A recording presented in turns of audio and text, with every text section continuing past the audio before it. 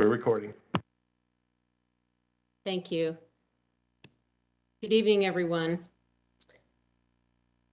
This is Lori Charlton. It's March 15th, 2022, and I want to welcome everyone to the Board of Finance budget hearing. We'll call the meeting to order and ask that we please all rise for the Pledge of Allegiance. I pledge allegiance to the flag of the United States of America and to the republic for which it stands, one nation, under God, indivisible, with liberty and justice for all.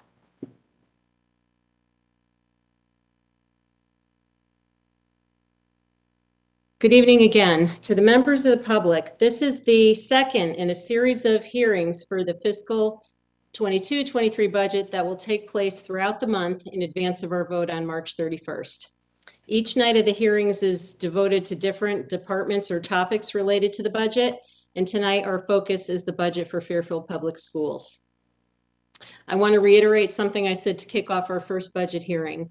We encourage and value input from the public and aim to make this process as open and accessible as it can be. First, residents are always encouraged to send their comments before or after the meetings to the following email, bof@fairfieldct.org. If you do so, please include your name and address in your email. I don't think people are intending to write in anonymously, but we do occasionally get emails with no personal identifier. So if you're taking the time to write, please don't forget. I also want to assure anyone who does take the time to write, we get the emails and we read them all. Sometimes the volume of them doesn't allow for a personal response to everyone, but please do trust that we hear your input. A second way to provide your input on the budget is the public budget hearing that will take place in person on March 26th, 9:30 a.m. at Fairfield Ludlow High School. Third, we will welcome public comment at each of the hearings, including tonight. If you'd like to make a statement tonight that's relevant to the education budget, please indicate so in the chat box. I'd ask everyone on the call to please not use the chat box for any other purpose than to indicate you'd like to speak. It becomes hard to track if there's commentary mixed in there. So I want to make sure we don't miss anyone, and I do appreciate that. I'll plan to call for public comment after we hear the presentations and the board's Q&A, and ask that you limit your comments to approximately 2 minutes. One last WebEx request for members of the public. If you wouldn't mind keeping your cameras off until you're ready to speak, that's helpful. It helps cluster the board and the meeting participants into one section of the screen so we can all see who's speaking or raising their hand during the dialogue. Please do feel free to turn your camera on when it's time for public comment if you're comfortable with that. Okay, with that, I'll move to item 3, discussion on the budget. A quick note, we do have a notation on the agenda reserving time for a response to emails. That's there in the event that any board member wants to address input we received after the fact pertaining to the last meeting. I'm not aware of any public comment on the subjects that we've discussed at last Thursday's meeting. But if any board members have comment, have input on that, please raise your hand. I don't think we got any. Okay. All right, moving on. I want to welcome Mr. Mike Cummings, Superintendent of Schools, and all the representatives from Fairfield Public Schools and the Board of Education who are here with us. I won't try to introduce everyone at the outset, so please introduce yourself when you speak. But I do want to express thanks on behalf of the board for everything you do. More than ever, I think everyone knows these last 2 years have driven home how vital and integral our school system is to the well-being of our children and our community. So thank you again for all the work you do. Thanks for being here tonight to walk us through the budget. Mr. Cummings, the floor is yours. Thank you, Ms. Charlton, and good evening, everyone. Mike Cummings, Superintendent of Schools. We have a short, and we'll do everything we can to keep it short presentation to give an overview of the 22-23 Board of Education approved budget. Ms. Laborious is sharing her screen now, and hopefully everybody can see that. All right, there it is. So before I proceed, I just want to thumbs up. We got it. It's out there. Okay, great. It is. Terrific. Thank you. So again, I will set this up. We're using this presentation tonight to give an overview of where we are and the nature of the request. I know there's a lot of concerns with the initial request from the administration, the Board of Education's work to pare that request down, and then now concerns around the resulting conversations around the, what's happened since the Board of Selectmen's budget vote to reduce it even further. We could talk more about that after the presentation if you wish, but certainly we want to give you an overview of what drove the requested increase from the very beginning. I will say, just to start, I think that one of the questions that we've gotten is, and every question is a fair question. How has the district been able to manage saving money over the past couple of years? And this year, there seems to be such an increase. And I think at the risk of simplifying things to a degree, the answer really to both those questions is the issue of COVID. As the Board of Finance is well aware, over the past couple of years, COVID has impacted our ability to deliver a full educational program, to hire full staff, to provide the transportation to students that we would normally provide under what in the rear view mirror now seems normal circumstance. But the impact of COVID on the expectations for our learners is now come, in a sense, catching up with us. And we'll talk about that tonight. And I should say I'm joined by the executive director team from central office, and we can turn to each of them in turn if there's a need for them to get more into detail in response to your questions and concerns. So with that said, Courtney, if you can go just advance. The mission of Fairfield Public Schools, we say it every year. I think it bears worth repeating every year. We build our budget as a statement of values, and it is a statement of values connected to the mission adopted by the Board of Education. Go ahead, Courtney. All right, so, I'm sorry, I catch myself up. These are essentially the guiding principles. We always start with safety and security, and we're looking forward as we develop a budget, both to respond to the current conditions, but to build the groundwork for what we'd see as continuous district improvement. We'll talk more about our district improvement plan, our work to develop the district improvement plan this year, later on in the presentation. But we're both, again, it's really important to keep this in mind that we're responding in some ways reactively to the budget to a budget that's developed essentially 18 months before it goes into operation, and proactively to what we identify as needs in the district. And we'll talk tonight, we'll frame that against some of the expectations, and to use perhaps the overused phrase at this point, structural change, and how we're addressing structural change in the district. So just a brief timeline, a financial timeline of how this budget has progressed and where we find ourselves today. Our average rate increase over the past 10, 12 years is 2.7%. And certainly when you look at this graph, this year, this request stands apart from all the other years before it. 2020, 21 was an anomaly, but we're as I said at the beginning, we're dealing with the after effects of COVID. I want to point out in this slide, and there'll be corresponding slides, and shared with you earlier was the superintendent's budget. That can be that PowerPoint that can be seen as a complementary document to this. Some of the slides do repeat, but there are slides unique in that presentation that may be helpful to you too as you look back and have questions going forward as you deliberate on the budget. But essentially, excuse me, in this iteration of the graph, what Ms. Laborious has done is color code the categories, and this becomes important when we look further on, and you'll see how some of the impacts transcend specific categories, but add up to a collective whole. And the most obvious one of those that we're going to talk about tonight and drive so much of our budget increase is the special ed category, because it's not limited to any one of these major categories. The third column from the right, you'll see the overall dollar increase or decrease in the budget, and then the percentage increase in the second column to the right, and how it leads to that 5.42% total request.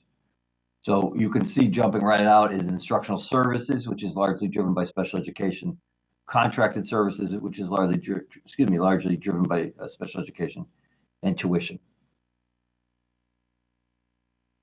Here's a further, I think, did you jump one?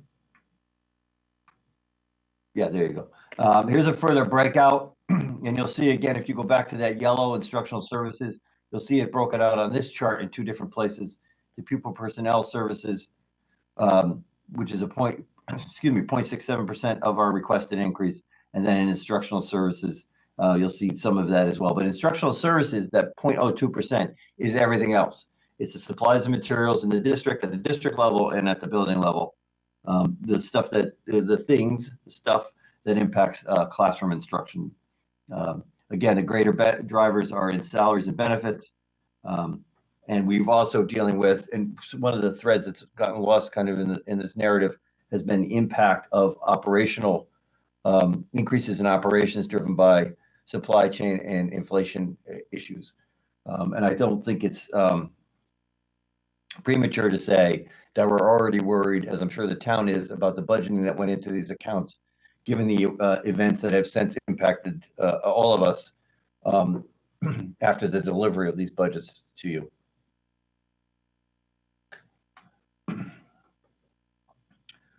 We'll break this down a little bit as we talk further about where new staff is and what the total FTE increase or decrease is in the requested budget. But if you look down to that third line in the chart, or excuse me, the column to the left, special education and related services, more students being served at higher needs, and 2.26%. So we can give you some data tonight that will give you some perspective on that number as well. And again, to the right on this, a further breakdown of these major categories and their impact on the 5.42% total request. And as we talk about, as we go forward, we'll certainly answer questions as we dive deeper into these numbers. Salary, benefits, and operations, 2.72% of the request. And then a breakdown of our budget to budget staffing. If you notice on the left, our enrollment changes at the beginning of this year, we had to add 7.3 FTE. Primarily, this was due to increases in enrollment at the elementary level. We had more students entered than we had projected. We believe that certainly part of that was parents who had withheld kindergarten eligible students in the prior year, and now have brought them forward in the current school year. But we also saw some needs to increase special education staff in response to student concerns. But as we've gone through the year, the current budget comes forward to you with 1.8 positions, a subtraction of 1.8 positions as a result of the Board of Education's proposed budget, and a reallocation of some of those positions into the ARP ESSER grants.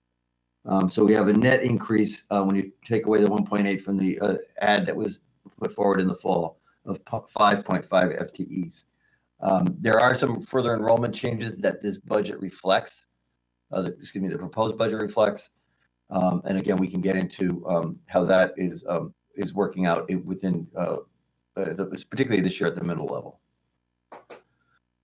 Pupil personnel. These are the breakout across the three major categories: pupil personnel services, special ed transportation, and special ed tuition, And so the 5.42% request, 2.26 is related to increases in needs in special education students.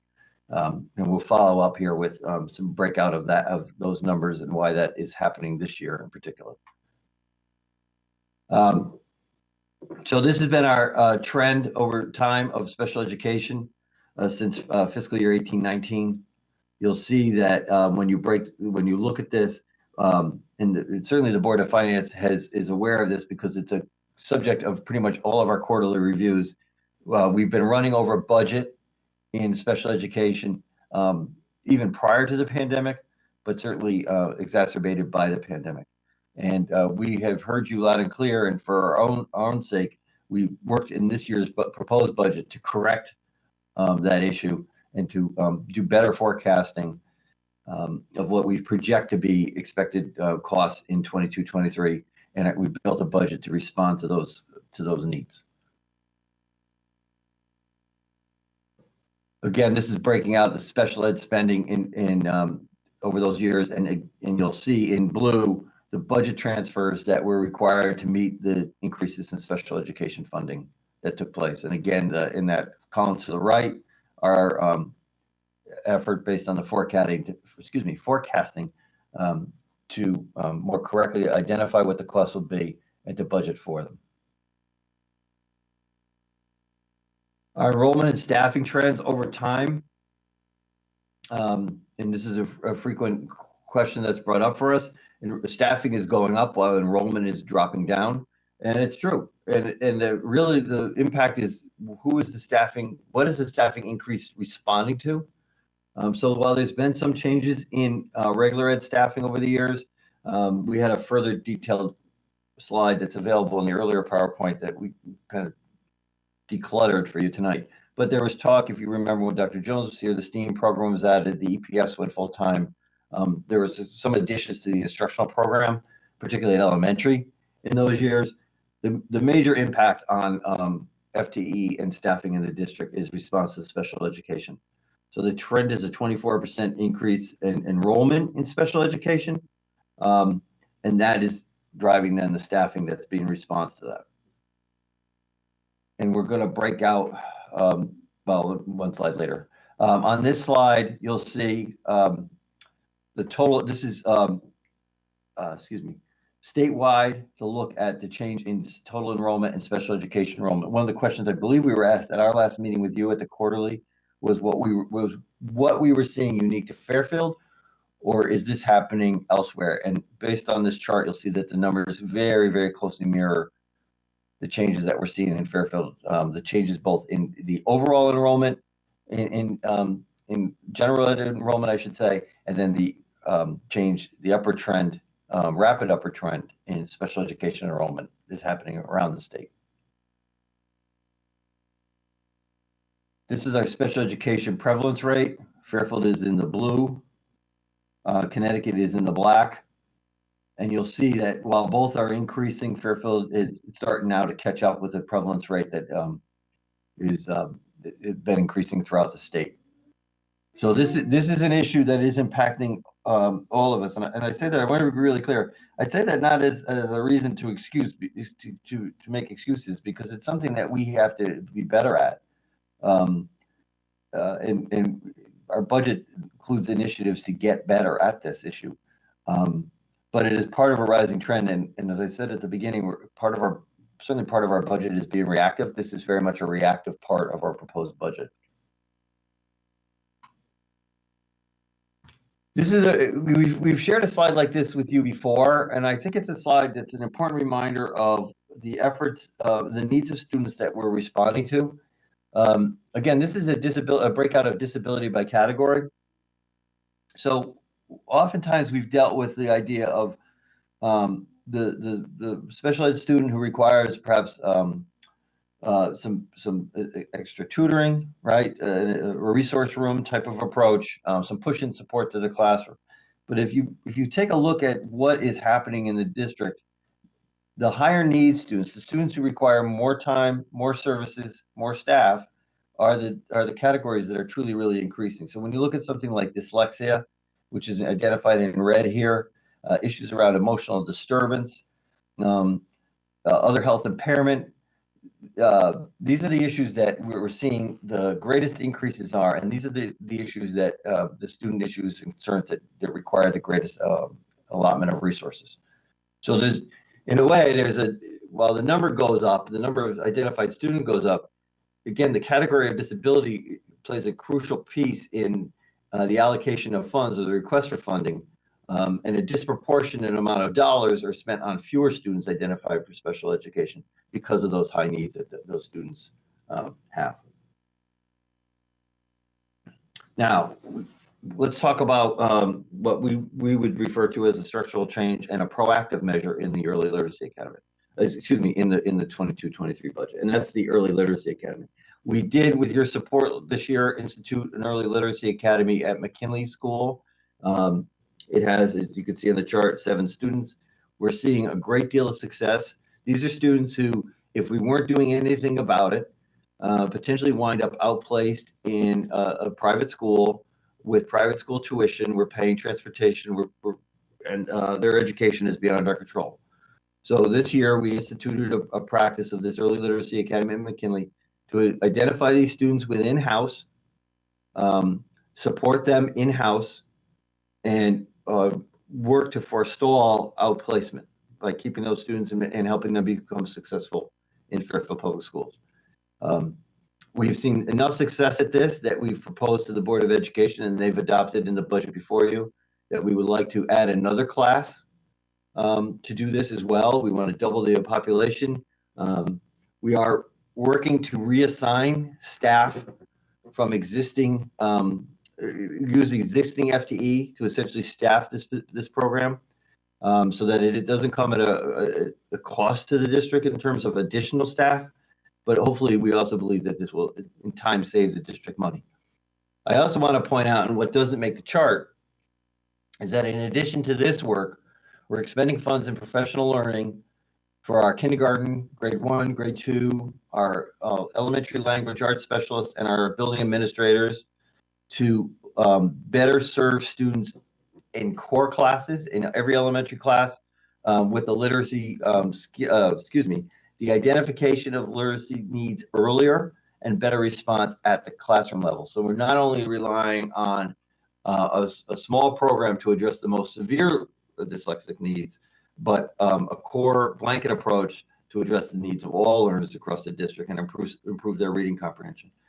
And while we're talking here about an early literacy academy that forestalls outside tuition for that particular issue of dyslexia, if we're teaching reading better in those core classes, then we should see a corresponding decrease as well in the, going back to it, the student who might identify for special education but only receive, say, research from services, as well as the better academic gains that they'll achieve. So this is a shift in the district over the past couple of years to better improve our reading instruction, because reading instruction at the elementary grades, particularly in the early elementary grades, is the core issue that all districts have to face. If a district does well when they does much better when they address that issue and improve reading for all kids. Instructional materials and IT equipment. Primarily, this is IT equipment replacement is increasing the 0.25% increase of the total budget. And breakout of this, an explanation of this is in the left. And then other changes in the budget broken out by category add up to 0.19% of the total increase. So you'll see this here. Some of these contracted services, security, capital spending, and dues and fees. These are, and again, I want to point out the yellow at the top, the instructional services. This is essentially the instructional materials for much of the rest of the district. I mentioned briefly at the beginning, and I can go into this for hours if you want, but I will not, even if you ask. This is an overview of just the next iteration of the district improvement goals, and we built our budget with these 4 goals in mind. An academic goal, a goal around developing social and emotional skills of students, an equity and inclusion goal, and then a communications goal. And you will see that the work that we're doing included in this budget either aligned to at least one of these goals, if not transcend to all 4. I won't go through this. I'd be happy to spend hours on this as well, but there may be questions that we get back into this. But this is a slide on our budget enhancements. I mentioned already the early literacy academy, our middle school block schedule, and overall, again, this budget calls for a decrease of 1.3 FTE. Again, a little bit further on, the next 2 slides are more on the things that we're including in the budget as enhancements to the district instructional program. I want to point out, for example, the 3rd thing on this slide, the world language program. Based on a need to increase graduation requirements, there is for the current junior class, the state has asked that all students pass, get credit in a world language course. We are mindful that not all of our high school graduates have the ability to access the traditional world language programs, Spanish, French, Italian, Latin. So we've developed an American Sign Language class to meet the needs of those students. This course has proved so successful that right now between the two high schools in Walsh and Fitzgerald, we have upwards of 225 students who would like to take it next year. Now, to be clear, we budgeted 1.0 FTE for this position because we saw that it would be an increase of students in the program. We also know that one teacher is not going to be able to address the needs of 225 students. So we expect that we'll see a corresponding decrease in the other world language programs as students shift from those traditional world language courses to ASL. Our hope is that we'll hire enough staff to address all the requests that students have. But again, it will not come as added to the budget. It will come as a trade-off to existing FTE and other world languages. And the middle school block schedule, I know there's been some questions about that. Essentially, the budget impact of the middle school block schedule at this point is a little over $80,000, almost $81,000 for 0.6 FTE. We're not sure yet if it will fall into world language, PE, or music, or be spread across all three. But that's what we see as an increase in FTE. We are hiring, we are requesting to hire instructional support people in math and ELA at both Woods and at Roger Ludlow. But they are offset by a decrease in the total in one team between those two schools as well, due to an enrollment decline. And I just want to let the slide sit, but again, we're very aware of the conversations and are committed to the idea of structural change going forward. Our concern as we go forward is how do we handle those changes in such a way that we don't impact the core programs of the Fairfield Public Schools, but we make those changes with student needs foremost in our minds. And this is just a real quick slide. This was shared with the Board of Finance and the Board of Education earlier, but this is, there was one of your requests was for further information on the special education, and we've included it in this last slide as an appendix. So with that said, Ms. Charlton, that completes our presentation. Thank you, Mr. Cummings. Courtney, maybe you could take that slide down if possible. All right. Thank you again. Appreciate you taking us through that. I'll open it up to, well, before I do that, I did see Ms. Vitale before Mr. Peterson. I don't know if our Board of Ed reps want to make a statement before we go into Q&A from the board. Not to put you on the spot, it's up to you. Christine, you're muted, but. Sorry about that. I want to thank you for the conversation tonight. Thank you, Mr. Cummings, for the presentation. And I want to again reiterate, Ms. Charlton, your thanks to just all of our educators in the Fairfield Public Schools for the work they do every day, but especially these past 2 years. You know, we've been coming out of a time of crisis, and we're looking forward to, you know, the work ahead of us as we move forward on the district improvement plan. Support of the budget before you is a first step. Well, one important step, I guess, not the first step, has already been done by engaging stakeholders in developing the plan, but the budget before you is a necessary step to give us the resources needed to move this district forward. And I look forward to the conversation. I appreciate that we are, you know, our budget is driven by student need. The increase in the budget is driven by the increased needs of our students. That said, I do appreciate that we are part of a larger town, and the town as a whole has needs. And look forward to seeing how it all fits together. So with that, I'm going to pass it over to Mr. Peterson to see if it has anything to add. Thank you, Christine. I think that was an excellent introduction. I just would echo everything that she said. We've taken a very close look at this budget, and we are, throughout our entire process, we're very cognizant of the fact that a piece of a larger picture. And a lot of our commentary during budget season itself was directed in those ways. And I do appreciate that at that time when that came through us, Mr. Cummings and the staff managed to make some adjustments that found very palatable to the point where we were able to pass this unanimously on a bipartisan basis. So again, I thank our staff. I thank you for your time tonight. Happy to answer whatever questions. Get into it. Okay, thanks to both of you. I appreciate your comments. All right, I will open it up to the board for questions. Mr. DeWitt. Thank you, Madam Chair. Chris DeWitt. Thank you, Mr. Cummings, for the presentation. I want to start my comments by saying three things. One, I very much appreciate the Fairfield school system. My twins are just killing it at Stonehill College because of the great education. They got an award. It's wearing my award shirt tonight. And I'm very appreciative of that, and very appreciative of the staff and everyone that has supported their journey.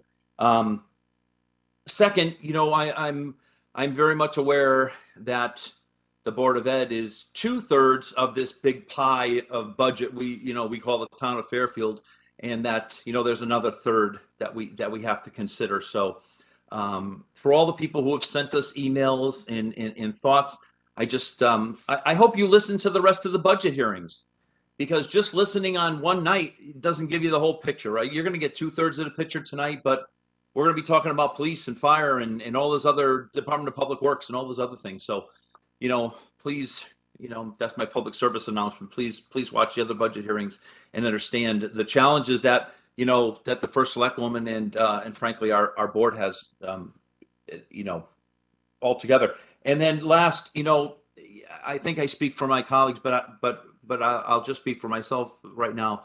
Any of my questions specifically are not meant to undermine the educational professionals that are here tonight, or my colleagues on the Board of Education. I trust their judgment, and we're the money people, right? And we have to ask where the money's going. So, with that, I just want to say that the questions are, if we ask about special education, which is where I'm going to go right after I finish my little soliloquy here, it doesn't mean that I have anything against how we're funding special ed or the fact that we have special education. It's just we're trying to ask the hard questions to see where we can get this budget. So I'll segue into that. So thank you, Ms. Laborious, for a very detailed spreadsheet on the special education budget. And Mr. Mancusi, looking at this, the big driver is always that tuition line, right? And especially this year, it's going up almost $3 million. So the tuition is, just so I'm clear and everyone who's listening is clear, that's the money that we're paying for our kids to go somewhere else to get educated because we don't have the services. Is that correct? Yes, that is correct. Okay. And we're looking at about a $4 million increase over last year. So the second piece, again, is outplacement, right? So it's two different lines on this spreadsheet, but the outplacement is just is a subtotal. So outplacement is, again, like I just said, we have to send, if we have a child in the Fairfield school system who has a need that we can't meet, then we have to outplace them, right? Settlement, that's a big number, and it's a big number that has increased from last year. That is literally legal settlements that we've made or we've had to pay to our to the families of students. Is that correct? I can answer that question. Just to introduce myself, my name is Rob Mancusi, Executive Director of Special Education. There's two types of outplacements, as you alluded to. There's the outplacements that school-based planning and placement teams recommend with families if we are no longer able to legally provide students with an appropriate public education. Then the PPT will recommend that we, look into potential approved private special education programs in the state of Connecticut. Then there are the settlements that we're speaking of now, and you will see a significant increase in the number of settlements that we have. What these are unilateral parental placements, where parents will place students in unapproved private schools within the area, and then they will most commonly file for due process and then begin that legal process. So what that includes is then, with our attorneys, we review the specific facts of the case, and, we do a cost-benefit analysis. We often end up in mediation with the state of Connecticut and with the family and the school district. And all this, I put this process, I articulated in a PowerPoint that will be linked to this for you to I saw it. Yes, look thank at. you. But yes, that is a settlement, a confidential settlement agreement, the terms of which cannot be, discussed outside of that Absolutely. mediation process by either the family or the district. And, that is a cost that the district and the parents, negotiate in mediation, and that the district pays that cost. Most of our settlements are cost shares. So each settlement, based on the facts of the settlement, will determine what that cost share is, whether it's, a 50-50 cost share, whether the district has to pay more based on the fact pattern of the case, or whether the parent has to pay more. Great. No, I appreciate that explanation. I know you've given it before, but it's I think it's worth repeating. It's also worth saying here that the settlements that we're projected to pay next year are more or just almost equal to the revenue we're getting. So, I can see it's a frustrating combination when those two numbers come to zero, frankly, when we're talking about, what is it? $31 million, right? I'll also say in this spreadsheet, I like the fact that across the bottom, you showed where we budgeted or you budgeted and the actuals came in. And the last couple of years, we've missed the mark by $1 million, $3 million, $2.5 million. And listen, I just want to go on record as saying, I'm the first guy that stands up at the quarterly meeting and just gives Mr. Mancusi a browbeating about his budget. But I'm going to say this, Mr. Mancusi. I've been very vocal about year over year how I think we're not budgeting right, and we missed by $2-3 million. So I'm actually good with this. I'm not going to listen. I don't like the increase. I'm going to go on record as saying that, but I feel like this is a compromise, and I'm fine with this. I'm fine with how this increase looks. But I got to tell you, if in the first quarter of next year we're still $2-3 million in the hole, boy, we have to really think about what the heck happened here. So with a $4 million increase, let's hope that next year's budget process is going to be better in the first, second, third quarter. So I appreciate all the data and thank you. And Thank Mr. you, Madam DeWitt, Chair. Mr. DeWitt, if I can just comment, I appreciate your comments, and I appreciate the tough questions that I can always count on when we're presenting our quarterlies. We're hoping that this budget is on target. I will say, and I've said this over and over and over again, the challenges posed to special education programming caused by COVID cannot be, understated. We really have struggled, and, a lot of the difficulties students are having, students with disabilities are experiencing in their families, they're starting to really show in terms of learning loss, in terms of, literacy needs, and particularly in terms of their mental health needs.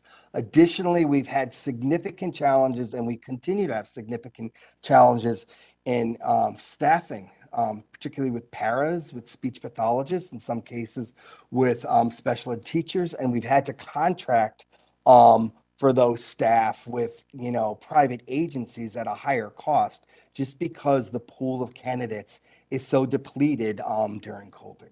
But your comments are always appreciated and, taken seriously.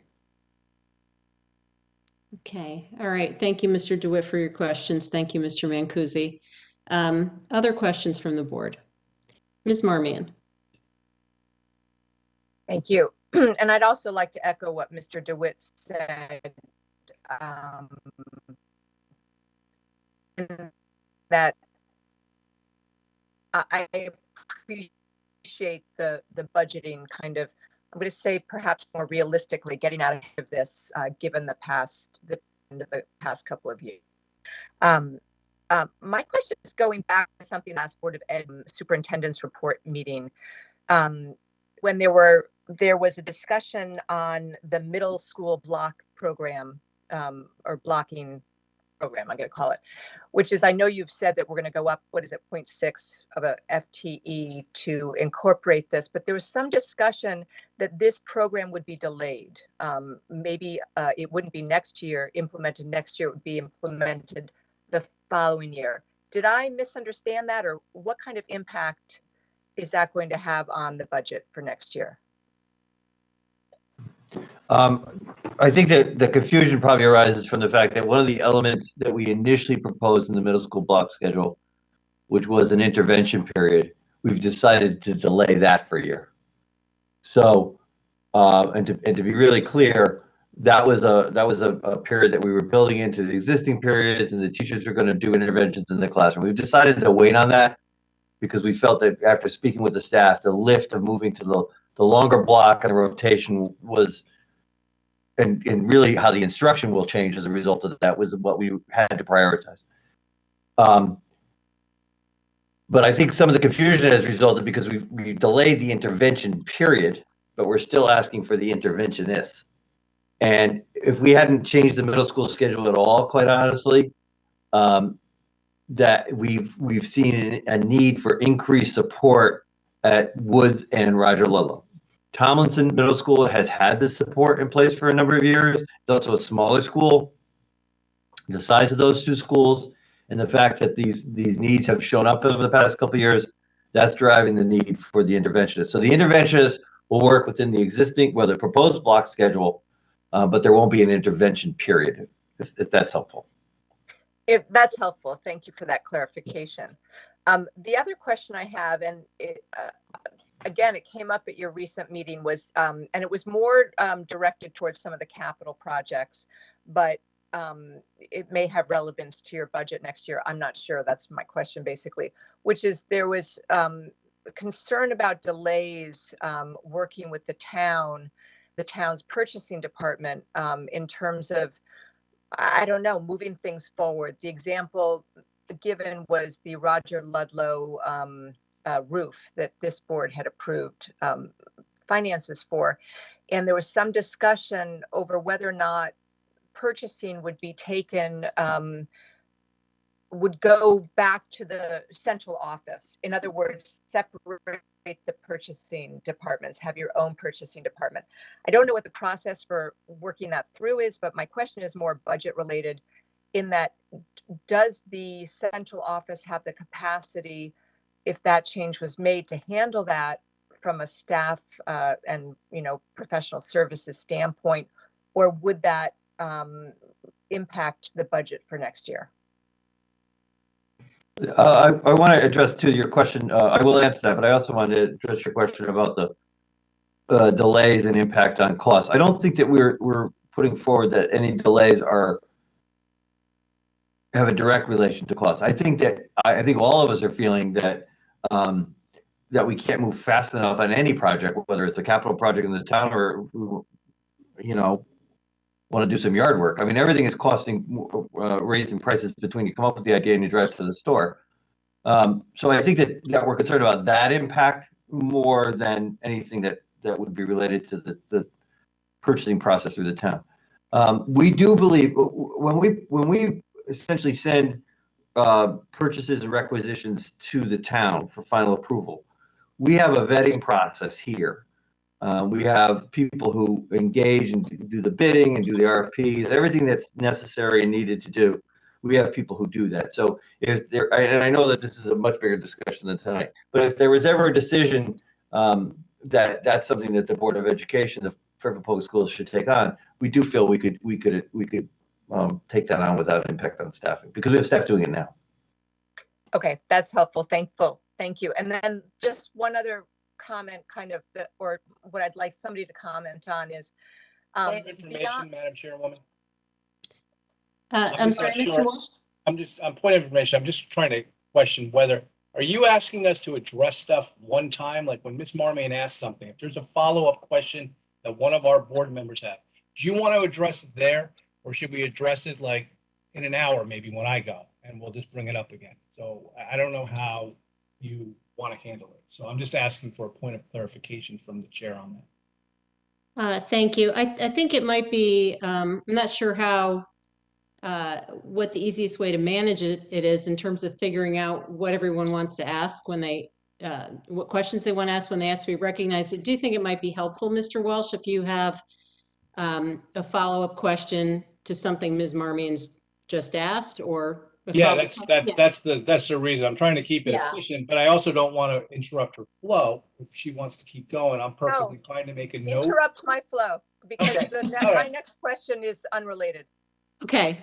Yeah, it had to do with that same question. I guess this goes to Mr. Cummings and I guess anybody who's on the board, because I just happened to tune into one of your meetings, and there's a lot of criticism towards the purchasing policy, and you guys saying that you're being delayed and stuff like that. Are you guys getting all the information the purchasing department needs to make decisions to them on a timely basis?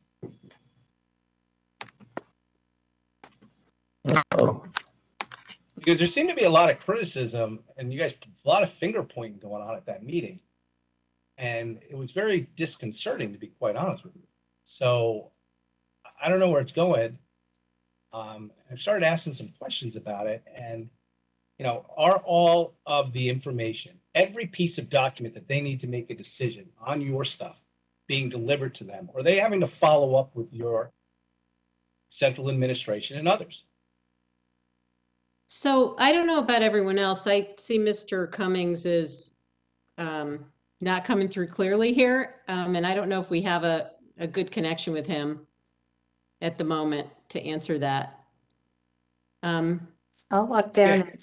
I'll Maybe, since he's not available. I'm going to circle back, and I'm going to make this a big part of my conversation, maybe an hour or so. I'll go back to the other way. In the meantime, I'm just wondering if maybe someone can ask Mr. Cummings to dial back in, but Ms. Laborious, do you want to take a crack at that in the meantime, or someone else?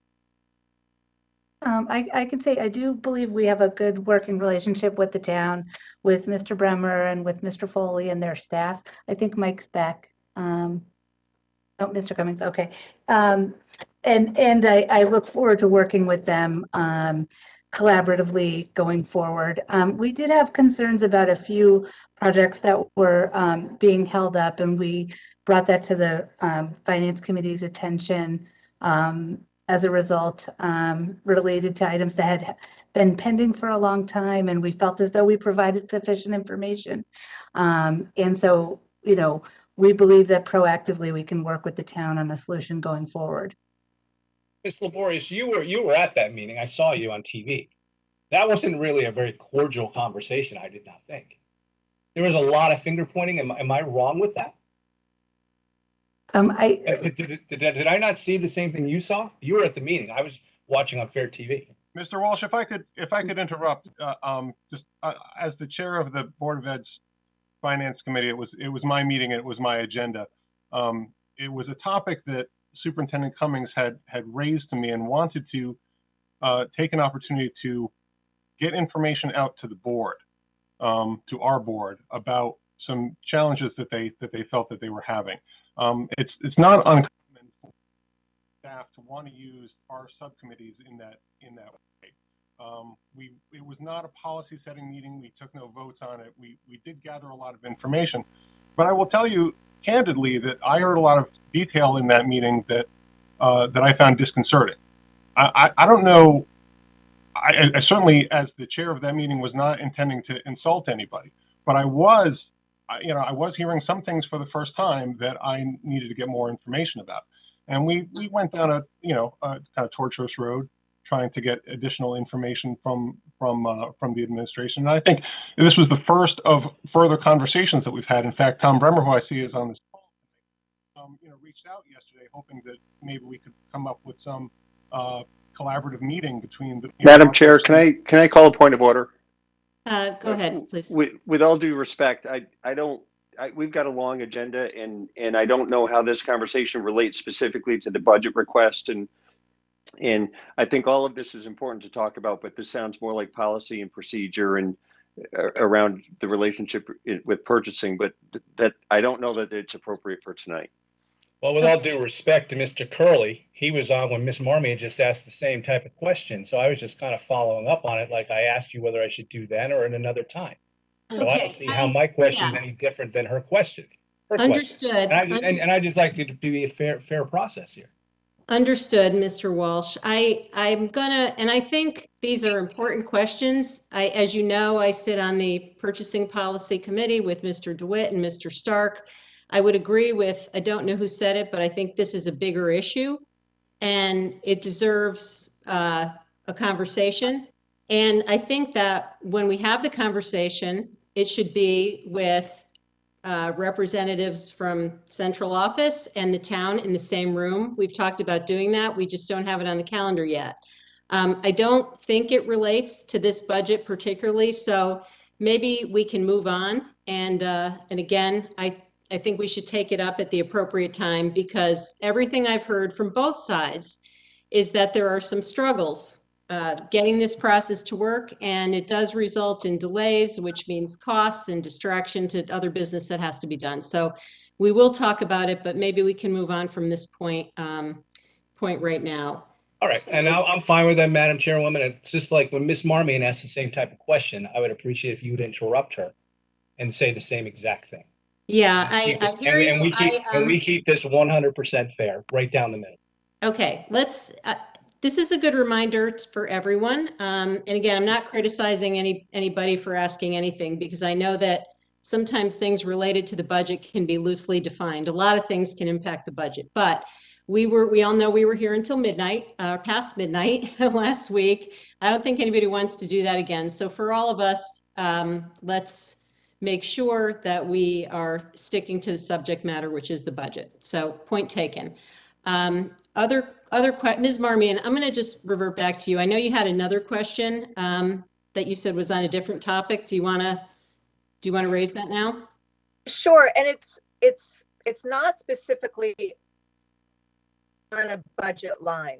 The question is, and I'll throw this out to whomever on the central office or Board of Ed who wants to answer it, is that we've talked a lot about special ed and the impact on the budget. I want to, and COVID's role in all of that.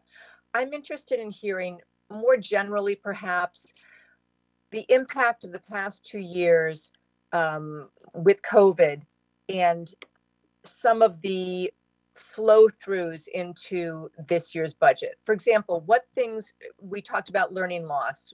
So there might be new initiatives that you're budgeting for. We talked about, mental health, social workers, et cetera. Are there other things that have happened with COVID that are impacting your next year's budget that you can talk about? I don't know if Mr. Cummings is back. I don't see him. Maybe he hasn't been able to dial back in yet. Oh, there you are. There he is. Okay. I'm back. I see you now. Sorry about that. Mr. Cummings, did you hear the question? I think I only heard the tail end of it. I apologize. All right, Sheila, could you briefly restate that? Sure. I'm interested in getting sort of an overview on COVID and the past 2 years, the impact of COVID over the past 2 years, and how you are now perhaps playing catch up, or what you need to do and how that's reflected in this next year's budget. Beyond, we've heard a lot about special ed, but beyond that, are there things that you can point to that you need to, that you put into this year's budget that will address really the past 2 years? I would say that I've already talked about the interventionists at the middle schools. I think what we're seeing is schools that in the past have, excuse me, not had those needs are having those needs. At the high school level, we're addressing that through a redesign of some of the intervention courses that we have. So we do not see a need to increase FTE or ask for additional staff at the high school because we're approaching the intervention courses in a different manner. Mr. Cavana at Ward, for example, is implementing a double block of the algebra class for those students who struggle with that course in order to give them more time to achieve the material. At the elementary level, we're addressing it in the current staffing. So with the, but it is drawing, you think about the role of our LASs in the elementary school, right? We really tried to concentrate more on the coaching. I'll go back to the language I used before about balancing the proactive and the reactive work.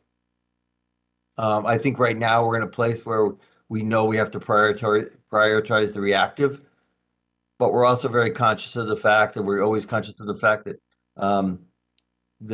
we have to do those as much as possible with existing resources. So it's definitely having an impact. And the only place where we felt we really could not absorb it outside of special education was at those two schools, Woods and Ludlow, with a request for the additional interventionists. I think everywhere else, between existing staff and then the use of the ARP ESSER funding, the ESSER 2 funding, we're going to, we believe we can do the work that's needed. Thank you very much. Ms. Oh, go Marmon, ahead. I want to add to that. Christine Vitale, Chair of the Board of Education. I think that the work surrounding the Early Literacy Academy, while it is focused on special education, the professional learning that's going on for staff that can be translated into the general education classroom, I think is very valuable. When you think about our kindergartners, pre-COVID, it was almost assumed that everybody was going to preschool first and getting some of those early literacy skills in preschool. That may or may not be the case after the last 2 years. I think you're maybe seeing a little bit of a delay. I'm not the educator, but just in speaking to some parents and doing some elementary school visits and speaking to some teachers, I think there's a little bit of catch up right out of the gate for our kindergartners. So the investment that we are putting in the early literacy program, will definitely, prevent needing to outplace some students. We're also building the infrastructure of staff and the capacity to educate our youngest learners. And in terms of the district improvement plan, a goal is to get everybody reading by second grade. And that really, I'm excited about this program. A lot of support from the board. And I hope that you're excited about it too, because it really can be transformative for our kids and for our school district moving forward. Jeff, I don't know if you have anything else your thoughts on this? Thank you. Okay, thank you, Ms. Vitale and Ms. Marmion. I see Mr. Mottola.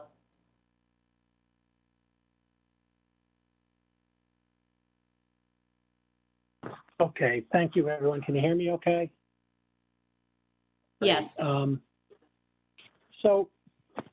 Mr. Cummings, can you, first of all, thank you for your presentation, and I'm going to ask a kind of a different question here, and I'm not quite sure how you can answer it. When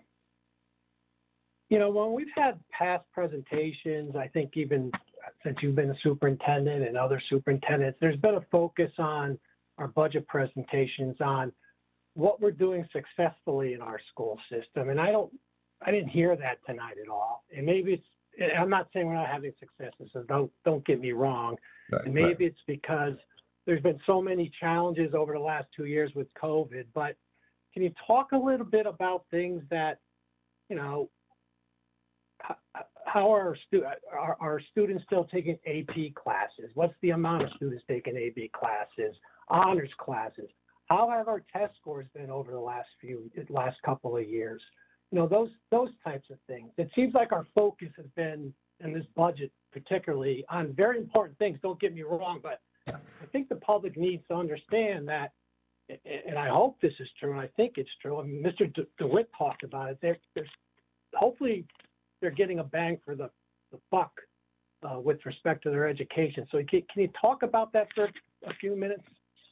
Absolutely, Mr. Vitola, and I very much appreciate the opportunity. I think you're absolutely right that between budget and 2 years of COVID, you know, our eyes kind of instinctively now turn downward, right? Just keep the ground in front of you as you walk forward. I'll give you a number I heard yesterday, right? We have I mentioned earlier our reading intervention classes at the high school, just as a snapshot. We have 77 students between the two high schools in reading intervention programs. We've retooled those reading intervention programs. Of those 77 students, 23 of them are exiting the program mid-year this year. So almost a third of those kids are going to go back into core classes this year as a result of the work that our teachers and our program directors in central office did together with the building administrators. So it's a very small piece, larger piece, despite COVID, and particularly very publicly over the past couple of years. We've graduated over 700 kids from the two high schools. And I think for many of them, highly successful. We continue to send kids to highly competitive colleges, but we also support kids who want to take a non-college route to their future success. And we run two very successful comprehensive high schools that offer a wide variety of courses for kids. In order for those kids to be successful in those high schools, they've met with a lot of success in elementary and middle school. And the support that our teachers have bears out in immeasurable ways in any one of those students. So I would say our AP enrollment is up. You know, our scores, all of our standardized scores did not achieve what we wanted to over the last 2 years. But not to make an excuse, but that's the trend that we're seeing everywhere. We know that for kids to be successful, kids need to feel safe and secure. It all starts there, right? Kids need to be seen and heard. And challenges well beyond the school day and the school building over the past couple of years have infringed on every one of us to make that happen. So I think that I think the greatest mark of the Fairfield Public Schools' success has been the ability to continue to meet the needs of kids despite every obstacle that's been thrown at us over the past couple of years. And you know, and we've done it with, again, I can't say enough about our teachers and our administrators, but also, you know, you look at the celebration of those two graduations in the community. We're a successful school system because we're in a school, we work and live in a community that embraces the schools and is proud of their schools. So we can give you more data on this. I'd be happy to send you the board's data presentation, which includes some of the challenges. But I think we're well positioned to move forward. Do you think that let's say our seniors from last year and the current senior class that's about to graduate, I guess two questions. Do you think they're ready for college given what we've gone through the last 2 years? And secondly, are you aware of getting any feedback from universities and colleges, data or information that will say yay or nay or give you a better understanding as to whether these students are indeed ready for college, given the fact that they've gone through this COVID for the last 2 years? Yeah, we have data. The state now tracks, and it has done it for quite a number of years, I think, probably 10 years at this point. The state does track students through college. And now it's, again, the students whose colleges make that data available to the state. So not everybody does this, and it's particularly relegated to in-state universities, public and private. Yeah. But we're able to get, you know, 4 and 6, just like we can for our own students in 4 and 6 year graduation rates. We can get 4 and 6 year graduation rates. I have to see when was the last time we've gotten that? Because it's been very disrupted. As a lot of students, college paths have been disrupted over the past couple of years. So I will look to see if we can find that for you and get you the latest iteration of that.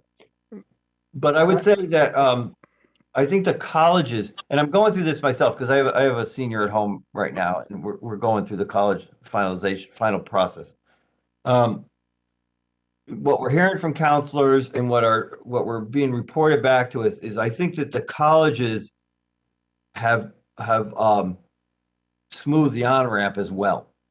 So there's an understanding from the colleges that kids have lost opportunity over the past couple of years. I mean, you see this acknowledgement, right, in that many of the colleges have waived SATs requirements over the last couple of years. Madam Chair, since we started the point of order process tonight, and I hate to interrupt Mr. Cummings, but this isn't any more relevant than Mr. Walsh's questions from earlier about the budget process specifically.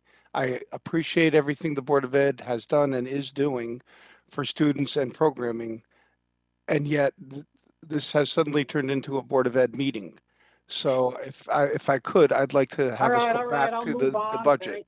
Thank you, I get it. Okay, well, let's have the same respect. Let's have the same respect for Mr. Walsh. Yeah, and can I just, okay, I didn't mean to get off track, and then I appreciate it. I'll ask the budget question. yeah, and I just maybe want to respond to Mr. Testani. I appreciate everyone's commitment to help us staying on track. I think part of the problem with this is that, it's not entirely clear what is budget related, because a lot of things are, and I know that we've gotten a lot of feedback and questions, particularly from the public, about the very issue that Mr. Mottola is describing, which is, which is broad in terms of, what are the schools doing? Are we really doing the right thing, et cetera? So I think it's a little bit loose. So I don't want to shut down conversation. I do want to keep us on track.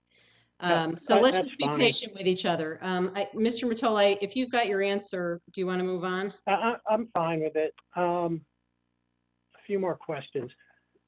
On your budget, you have the town transfer figure of $320,000, and it relates to items formerly purchased directly by the town, including intramural insurance, crossing guard, and salting services. When were you made aware that you were going to have to carry these costs?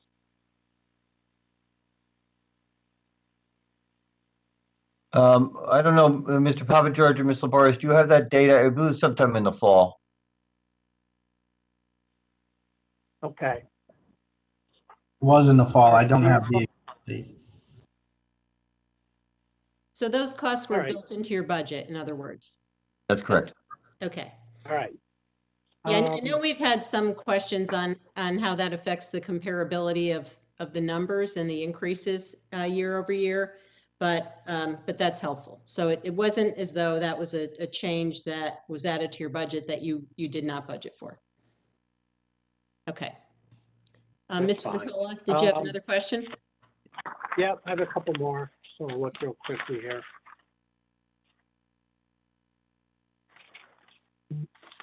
You talked about the block schedule.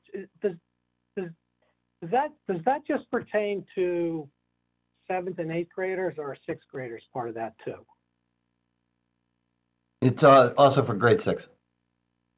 Okay.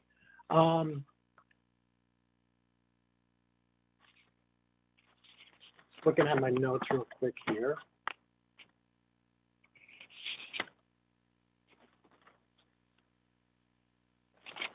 A lot of my questions already.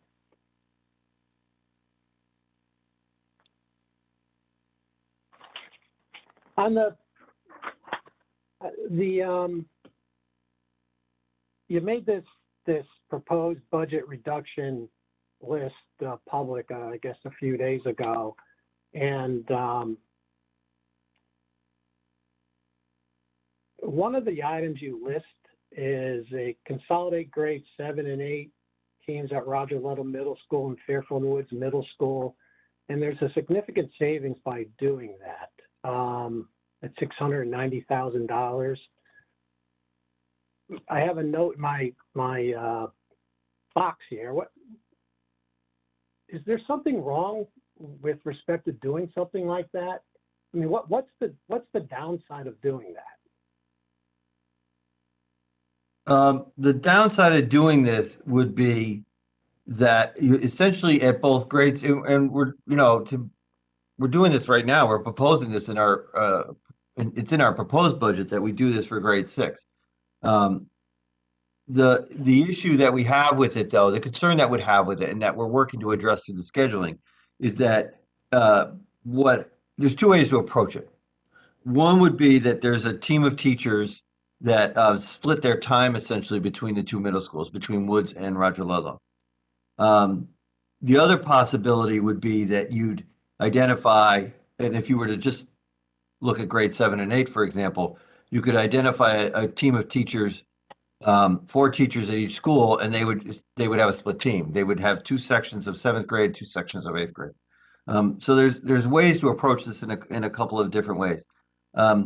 The potential concern, and I don't want to, I mean, we're working right now through the scheduling process to address this, but the potential concern is that staff would not always be available for kids. And as the schedule goes forward, particularly with this block schedule that we have in place, how do we balance the days? So these are not impediments to getting it done. They're just not as easy. We don't have the answers already yet. But that's essentially it, Mr. Mottola. But it's a significant savings if you were able to do it, correct? That's correct. Okay. All right. That's all I have for now. Thank you. Okay, thanks, Mr. Mottola. Mr. Curley.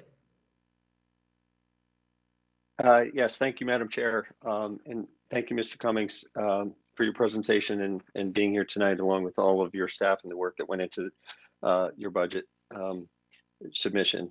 I want to stick with the document that John had just talked about. Obviously, if the education department is going to absorb a reduction in budget from their request, it's got to come from somewhere. And I think it's been pretty much bipartisan for years, so not political, that everyone in the approval chain has often said, we're all for streamlining the budget and finding efficiencies so long as it doesn't negatively affect the kids and the experience. And as I reviewed the list that you had published or your group had published, it looked like there were a lot of things on this list that would affect the kids and the experience. So I think I want to ask a very general question, and then you can get into some of the specifics on this list if you like. But I guess I want to ask you, whether it's a $2.5 million reduction, whether it's a $500,000 reduction, or somewhere in between,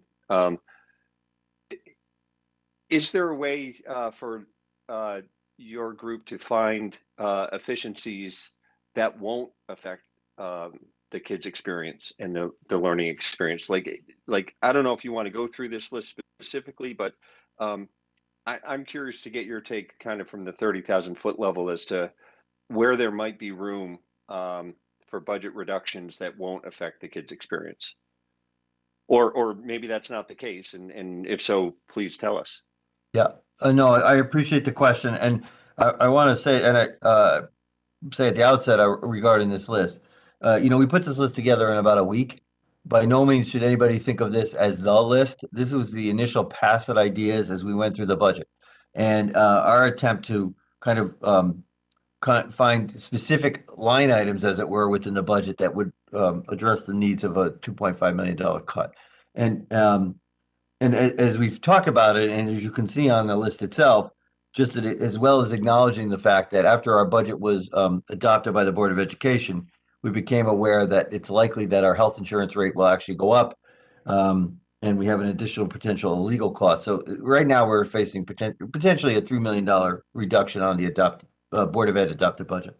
I would say that to varying degrees, every item on this list is going to impact the classroom or potentially students in the classroom. I think if you approach a school's budget, you know, if you go back to slides that were presented to you this evening, you know that a great majority of our budget is in staffing. You know that a great majority is in special education service, transportation, all those types of things. If you think about all of that as an apple, it's really tough to cut 2.5 million out and not get and avoid cutting into the flesh of the apple and, you know, just nicking the skin. I mean, that's really what we're at this point. And so I'm committed to the fact, our team is absolutely committed to the fact, and I know I speak for the Board of Ed, that we would do everything possible to lessen any impact on the students as much as possible. But I don't think that that's I don't think we could eliminate all of the impact on students. And what we would do though is we would look for programs that would have the least impact, right? We want to preserve the core instructional program for kids, and we want to, going back to my response to Mr. Patola, we want to preserve the things that make the Fairfield education experience valuable for students. So we would minimize those impacts as much as possible. But at this point, and we, again, we're committing to going forward over the next 2 months, continuing to work numbers. As we know, we saw this last year with the health insurance, right? Numbers change. We'll continue to work through the numbers in order to fulfill that commitment. Ms. Charlton, can I just follow up to that? Yes, please. Just about this list. I asked the superintendent after the reduction was made at the Board of Selectmen level, and we received some questions about what that might look like. You know, last year when the budget was reduced, I did not ask him for this list, but looking at the climate that we're in right now, you know, last year when the budget was approved by the Board of Selectmen, there was an indication that we were going to see a favorable change in the health insurance number. This year, it's actually flipped. You know, we budgeted for a 6.5% increase in health insurance. By the last estimate, it was 8%. You know, pension, we received some information at I think the day of the Board of Selectmen vote, some savings there. We thought the day of the vote that it was going to be $500,000. At this point, it's anticipated to be $100,000 savings.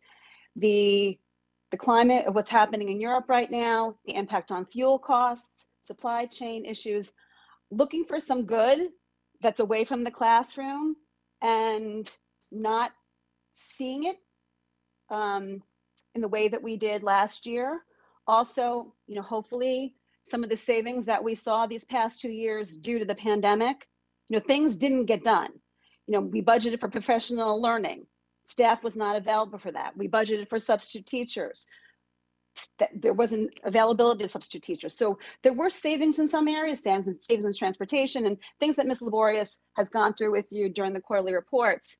Hopefully, you know, things will be back to normal next year and we won't be seeing those COVID savings. So wanting to get ahead of, you know, what a 2.5 potential reduction might look like, I asked for staff to put together that list. The Board of Education did not discuss it in length. You know, our meeting went late and I apologize to my board members that are on there. It was not a presentation. It wasn't up for discussion. I appreciate that very often this list gets put out publicly later in the process, but I'm concerned. And in terms of the Board of Ed, I want them to have the list. Some of these things on this list, I could see the board saying, you know, that's got to come off. We haven't had these discussions, but staffing is potentially impacted and we need more lead time just for the board to have the discussions and also for the public, for you to have an idea of where we are right now. So I hope that adds a little bit more color to how that process laid out and just being transparent to parents, you know, where we are right now and the community at large. Thank you. Thank you, Ms. Madam Patola. Chair, can I just follow up with Yes. one item related to this list? I respect that this was a list that was put together as kind of a first draft of possible changes. I also respect the fact that whatever the Board of Finance or the Board of Selectmen and the RTM settles in on for a budget, it's ultimately up to the Board of Ed to determine where that will be spread. So, but I want to make sure that people are aware, there might be a lot of people on this call who are not aware of some of the items that are at least being contemplated. And it on the list, it talks about transportation for special ed, potential cuts to Chromebooks for our kids and Macs and faculty laptops, kindergarten paras, library paras, consolidating grade 7 and 8 teams, as Mr. Mottola had touched on and with his question, potentially increasing class size, eliminating the elementary world language program, which I don't think anybody is going to want to do, music coordinator, STEAM program at the elementary level. These are all things that touch the kids and the experience that they're having in our education system. So to me, this seems like it's going to cut muscle, not just the flesh. And that's not something I'm excited about at all. But I recognize we have to go through the process and do our due diligence. We can't unilaterally rubber stamp a budget request without doing our diligence. So I've done a lot of work already. I expect it to continue to do more. I know this whole board is taking this job very seriously. But I just want to make sure for the record, it's clear that some of the potential cuts seem pretty harsh. So I'll leave it at that. Thank you. Great. Thank you, Mr. Curley. Mr. DeWitt, did you have a follow-up on this same topic? Oh, yeah. Okay, go ahead, please. Thank you, Madam Chair. So, Mr. Curley, I disagree that this is a 30,000 foot level. Look at this is a 5.5 foot level list that's meant to smack people right in the side of the head. This list is so skewed to all the pain points. It's a little ridiculous, right? So we spent some time talking about interventionists tonight, and the fact that, hey, we're just going to put those 4 interventionists in the school system, even though we're not going to implement the program, at a cost of $400,000. And then on top of that, we're not going to do the block schedule. So that'll be so $480,000. That's not on this list, right? I don't see any cuts on this list to the central office staff. I see a $250,000 scoreboard at Ludlow. So I'm sorry, but there's a lot of things. And listen, and I do agree with you, Mr. Curley, that maybe there's some impact here. Is there a $2.5 million impact? I don't think so, right? So, I really was hoping this list didn't come up tonight, because we've all got, I bet you 100 emails, and they've all been really some of them been really harsh, right? And it's like, don't cut STEAM. My daughters love STEAM. Don't cut the paras. I mean, there's not one thing on here that doesn't directly affect kids. Maybe the mechanic or whatever, right? But that list is intentional. And I think it's way too early in the process to be putting out a list like this. And I appreciate the fact that Ms. Vitale just said she asked for the list. We've had these lists in the past, much later in the process. After we've had a time, like I said before, after we've had a discussion the next 3, 4, 5 nights about all the other stuff that we have to talk about on the town side. And that side is not insignificant. So I really don't want to have this discussion. And no, it's not up to me, right? About this list, because this list had like I said, the intention of that list was to hit a square in the side of the head, not 30,000 feet. So Thank you, Madam Chair. All right, Mr. Walsh, you have a follow-up point on this?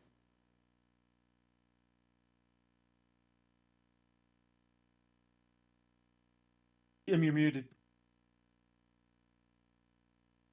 I kind of want to follow up some of what Ms. Vitale said.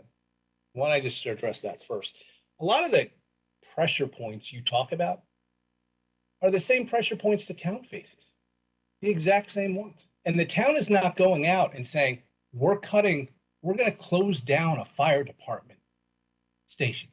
We're not cutting police. The health insurance was the same effect it had on the town, like $400,000. And, I don't hear our first select woman going out and saying, you know what, because of that, if since we have that, I'm going to have to cut police officers. We're going to have less safety in this town, or some of these threatening moves. I'm confused by what this process is, and I'm kind of was shocked by Mr. Cummings' email that got blasted to every parent in our district. Every single parent, without it being vetted by your board at all. Because let me just say a couple of things. The superintendent, as far as I know, as it always has been, recommends a budget to the Board of Education. After discussion and vetting by your board, Ms. Vitale, your board adopts a budget. And that budget becomes the Board of Education's budget, your budget. The BOE budget that was sent to the town bodies is just that. It's the BOE budget. It's not Mr. Cummings' budget anymore. It's the BOE's budget. Yet, it was the superintendent who sent out the blast email with a list of parents, with a list of potential cuts that was not vetted by the Board of Education. And it was only presented to the Board of Education, and I happened to be up that late night, where it was presented at 11 o'clock at night, with little discussion and no board direction regarding that list. As far as I still know, because I heard Mr. Peterson say it, you still have a finance subcommittee. And that's where that list probably should have gone to first. And that's what's been done historically in this district. It's under Dr. Title. That's what happened. He had to look at several of these types of cuts. And that's where it should have properly been vetted in public at a subcommittee meeting, so that these could be discussed before the full board even discussed it. That didn't happen.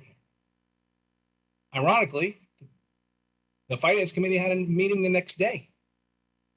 Wasn't even discussed there. If this is the Board of Education recommendation, why weren't the superintendents recommended reductions vetted first at the BOE for Finance Committee, or even at the BOE table, even if they are just preliminary ideas? This list was dropped at 11 p.m. There was no backup in the agenda packet. Really no board conversations. This email, which is the Board of Education, which is the Central Administration's email list, sent a blast that outlined $4.2 million worth of cuts, despite the fact that the first select woman and the Board of, actually it was the Board of Selectmen, made a $2.5 million cut. So well in excess of what the actual cut is. And to me, it made it look like you wanted to even scare people even more, the parents even more, because you don't even have anything else to go on except a $2.5 million cut. And yet, the list of ideas is $4.2 million worth of things. I don't know whether this number's been generated. I know there at the table, there was talk that the high school had under-enrolled courses were under review, and that Mr. Cummings wasn't prepared to talk about a number yet. And I don't know whether that number's been vetted to date. Maybe he can tell us about that, or for cost savings. If this is the Board of, the only other points I want to make are, why did Mr. Cummings pick and choose to decide the cut list would be, and who decided that it would be blasted? I think you said that the board didn't, that you asked him to put together a list. Did you ask him to blast the list? Mr. Walsh, when our budget was cut by $2.5 million, and I asked myself, where is that going to come from? I asked administration to start identifying where 2.5, actually at that point, we were looking at potentially a $3 million reduction when you take into consider what might be happening with healthcare. So yes, as chair of the Board of Education, knowing that, the climate that we were in, I asked staff to begin to do that work. Where's it going to come from? Hopeful that this board will restore some of that funding, but wanting to get information sooner rather than later. Also at the Board of Selectmen meeting, there was a lot of discussion about structural change and frustration that there wasn't structural change that equated with a straight reduction in staffing, or, well, I'm not even gonna say staffing, but a structural change that equated with millions of dollars. And that seemed to be an expectation that we should be delivering that. So the board at the finance committee level, at the board table, has talked about, furthering what structural change might look like. There's been a recognition that real structural change for those that are looking for sheer savings of millions of dollars is likely going to impact FTE. There's also been criticism of the Board of Education that how do we know that people don't want class sizes to be increased? How do we know that people want these programs if we never ever put them on the table? So I did not put any limitation on what I was asking for. I wanted a list that from the superintendent of areas that might equate with structural change and might also be a way to mitigate a multi-million-dollar cut to education at a time where I'm not seeing a clear path out unless this board decides to restore some funding. I take total responsibility for it. I did not see the list before it went out. I've had many parents reach out to me wanting to know, well, what does that mean? What does $2.5 million mean? Like, where is it going to come from? You've been getting emails. We've been getting emails too. We've been getting those questions also. And I think it's important that parents understand what potentially might be discussed. The Board of Ed did not vet it. We make line item adjustments to the budget, but when you're talking about staffing, there needs to be some lead time. Past superintendents have put out such a list earlier in the process. When Dr. Jones was superintendent, when we thought the town might be seeing a $4 million teacher retirement expense passed down, we started the discussions earlier because some tough decisions might be made. And I think it's important right now that parents understand what we're talking about now. Because just telling them, oh, I'm sure that we can absorb a $3 million cut right now and programming is not going to be affected, may or may not be true. You could disagree. I apologize that it got to be late on that meeting agenda. Our agendas have been very full. That is totally on me. And it was really just done, not to scare parents, but just to be transparent and very realistic about where we are right now. And as we further the conversation of what structural change might look like moving forward, like, these are the things that we are going to have to discuss. Like it or not, I don't want to discuss it. The Board of Ed doesn't, we approved this budget. The superintendent didn't put it in his proposed budget. This isn't something we're advocating for, but these are the things that we may be looking at. And if letting the public know that sooner rather than later is a bad thing, well, then I'm guilty as charged. Take total responsibility for it. Well, it's just rather ironic that the Board of Finance hearing started 2 days later after this list was blasted. And it seems to, at least from my perspective, seems to have been sent to alarm parents and to get them to write and lobby. And this has just never happened. Last year, when you were going to have a $2 million cut, this didn't happen. No, it didn't, because as I said, I'm sorry to interrupt, it did not happen. And as I said, at that point, we knew that there was most likely going to be a favorable trend in health insurance. We also knew that there was a talk about getting federal funding that might also help. The situation is not the same as it was last year. And right now, we are coming off of 2 years I mean, we're talking about teachers and administrators who have been going to work every single day for 2 years. You know, we're coming out of crisis mode right now. You know, I didn't want to put that list down at all. I wish that my budget was fully funded. The Board of Education 9-0 unanimously approved that budget. You know, you have the power, but you don't want, you know. But it makes it seem as though you guys are behind this list of things. Wait, Mr. Walsh, I'm sorry. I understand what you're saying, and I know that you're reflecting things that people believe. We all have opinions, but I just have to ask, we're not going to, and we shouldn't be casting aspersions on people's motivations. Let's just stick to the point, and you know, we can debate the list or whatever, but I feel like we are devolving into accusations about people's motivations, and we can't have that. Well, Ms. Charlton, when we've had a history of this, you know, a longer history than you've been involved in this board, on how this has been handled. There's been a history on how this has been handled with past boards, with past superintendents. There's been lists that have been prepared, like this is where we'd go to first.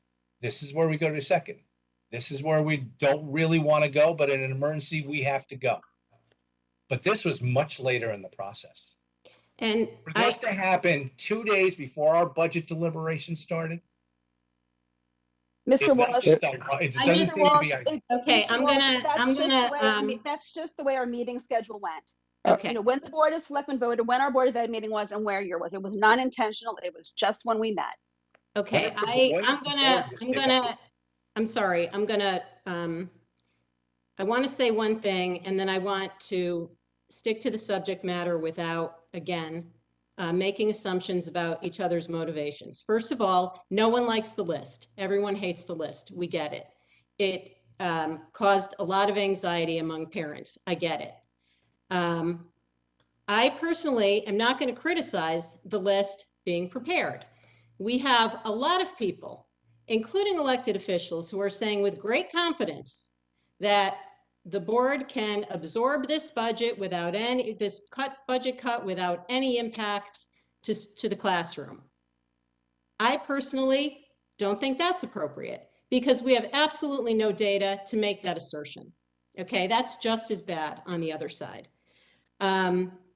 Mr. Walsh, you made a comment, and it's a good one. You said, okay, first selectwoman is dealing with some of these external factors, economic and otherwise, and she's not coming to us, you know, complaining about these issues. Well, no one cut her budget. Okay, but if we were going to, we would not be able to sit here and say, here's $1.5 million cut, figure it out. We would have to, as a board, take responsibility for pushing that down to the line item level and figuring out what that means. Do we not have Come to us with a $10 million increase. Wait, do we not add the police officers that are requested? Do we not, you know, add the capital that's requested? Do we not add the services for seniors that are requested? Those are the decisions we would have to discuss in these meetings. For the Board of Ed, all we get to do is say, this number is not affordable, figure it out later, and then things happen and no one has, you know, we don't have to be accountable for that. So I agree that the list is a terrible list.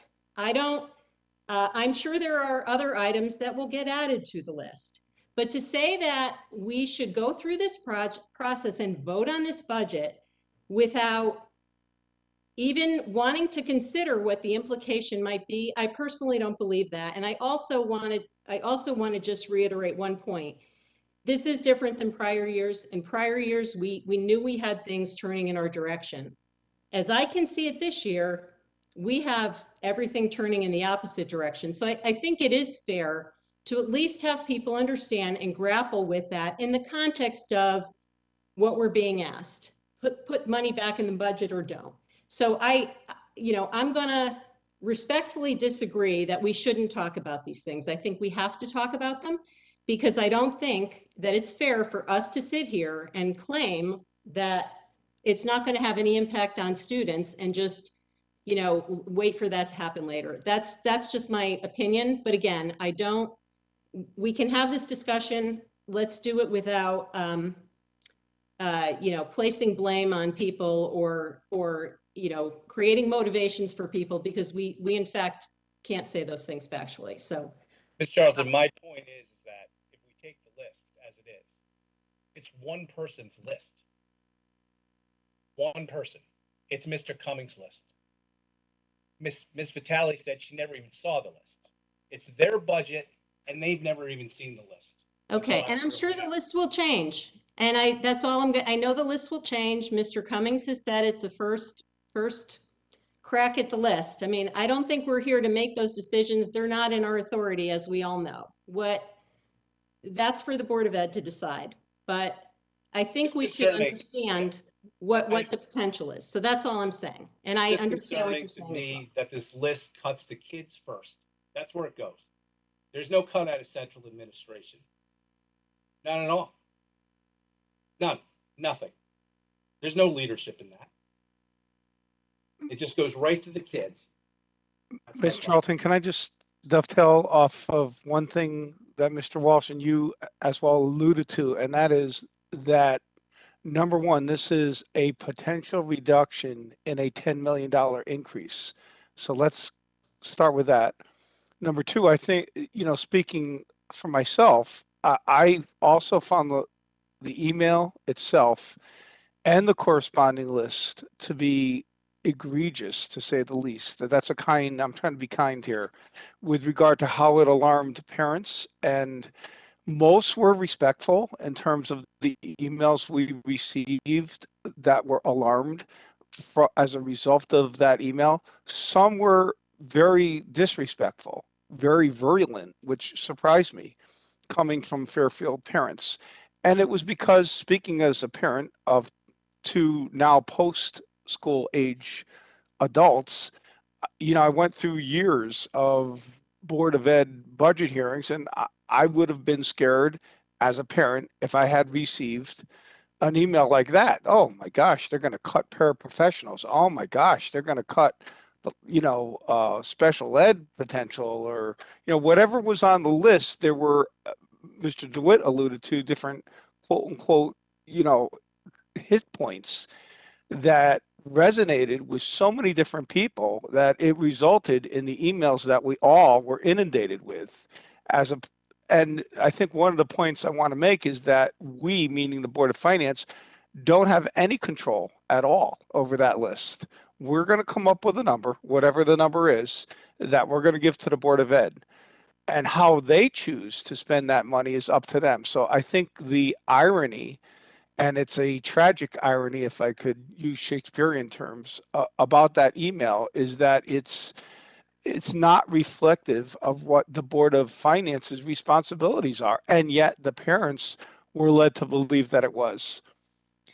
So having said all that, I do have a specific question on the special ed piece of the budget. I asked it not to my satisfaction in the quarterly, and it was alluded to tonight. But I would like to get more information about the past close to $800,000 deficit. What is A, been done to rectify that, and B, what's going to be done to prevent that in the future? Thank you. So, Mr. Testani, can I just clarify so that we can get your question directed to the right person? You're asking about the overage in the current fiscal year, and then how that's being addressed, and looking forward what's been learned from that's reflected in next year's budget. Do I have Exactly.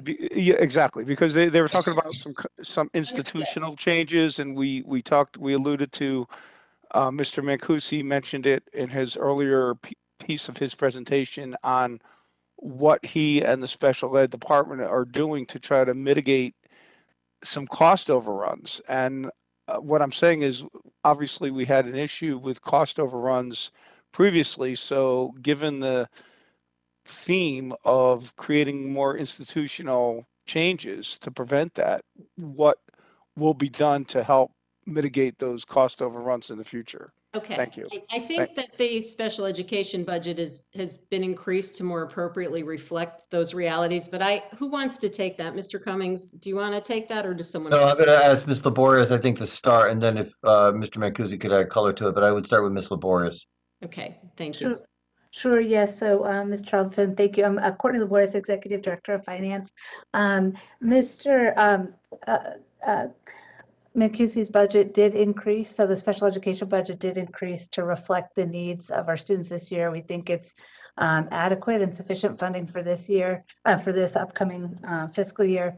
The current year, which you spoke of earlier, we did do an updated quarterly Q2. I believe we are going to present that to the Board of Finance soon, but that shows coming to balance because we have some shortages in staffing and some savings in health insurance as a result. Just this year, unique to this year as a result of, pandemic-related challenges with hiring. A lot of the increased cost is captured in the supporting documents that we provided for you that show our proposed funding for the upcoming year that we believe fully funds the special education needs. Okay, thank you. Madam Chair, I just want to say one more point on what I had alluded to earlier, that I'm not saying that people shouldn't be involved. Before I became an elected official in the town of Trumbull, before, let's say 25 years ago, before I went elective office, I too was a, engaged citizen. My point was that some of the engagement that we received was misled by misinformation as a result of that email. So I'm pleased that people are engaged. It's just that they were given the wrong information to be engaged with in terms of how the potential reduction in a $10 million increase would be handled, which again would obviously be by the Board of Education. Thank you. Okay, thank you, Mr. Testani. Mr. Cummings, I don't know if you want to respond to that. I understand. Thank you. I haven't sent out a number of emails over the past couple of years that's generated a great variety of responses from our parent community. I understand how Board of Finance members feel, and I'm not making light of that by any means. I certainly do empathize with it. I would only say that the reason for sending the email and I sent it to our staff as well as to our parent community, is one of the things I committed to and coming into this position 3 years ago almost was full transparency. And given the hour of when it reached the board on that Tuesday night, I just felt it was very important that we share the list. I communicated at the time that it was a first pass, and I want to be really clear with everybody, both those at the meeting and anybody listening, that it is a first pass. I recognize the criticism that there's not central office staff on that list, and it's a fair criticism. We are just beginning. And what we're going to do as we go forward is think about, as I've said already, think about the changes that we might have to initiate that would have the least impact on students, but also, and I've been through this process before in another district, you also want to initiate the changes that, while at the moment may lead to, quite honestly, some pain, in the long run, they better position you for success. And that, to my mind, is part of the structural change that we have to face as both a school system and as a town. Okay, thank you, Mr. Cummings. Other questions? Mr. Stark.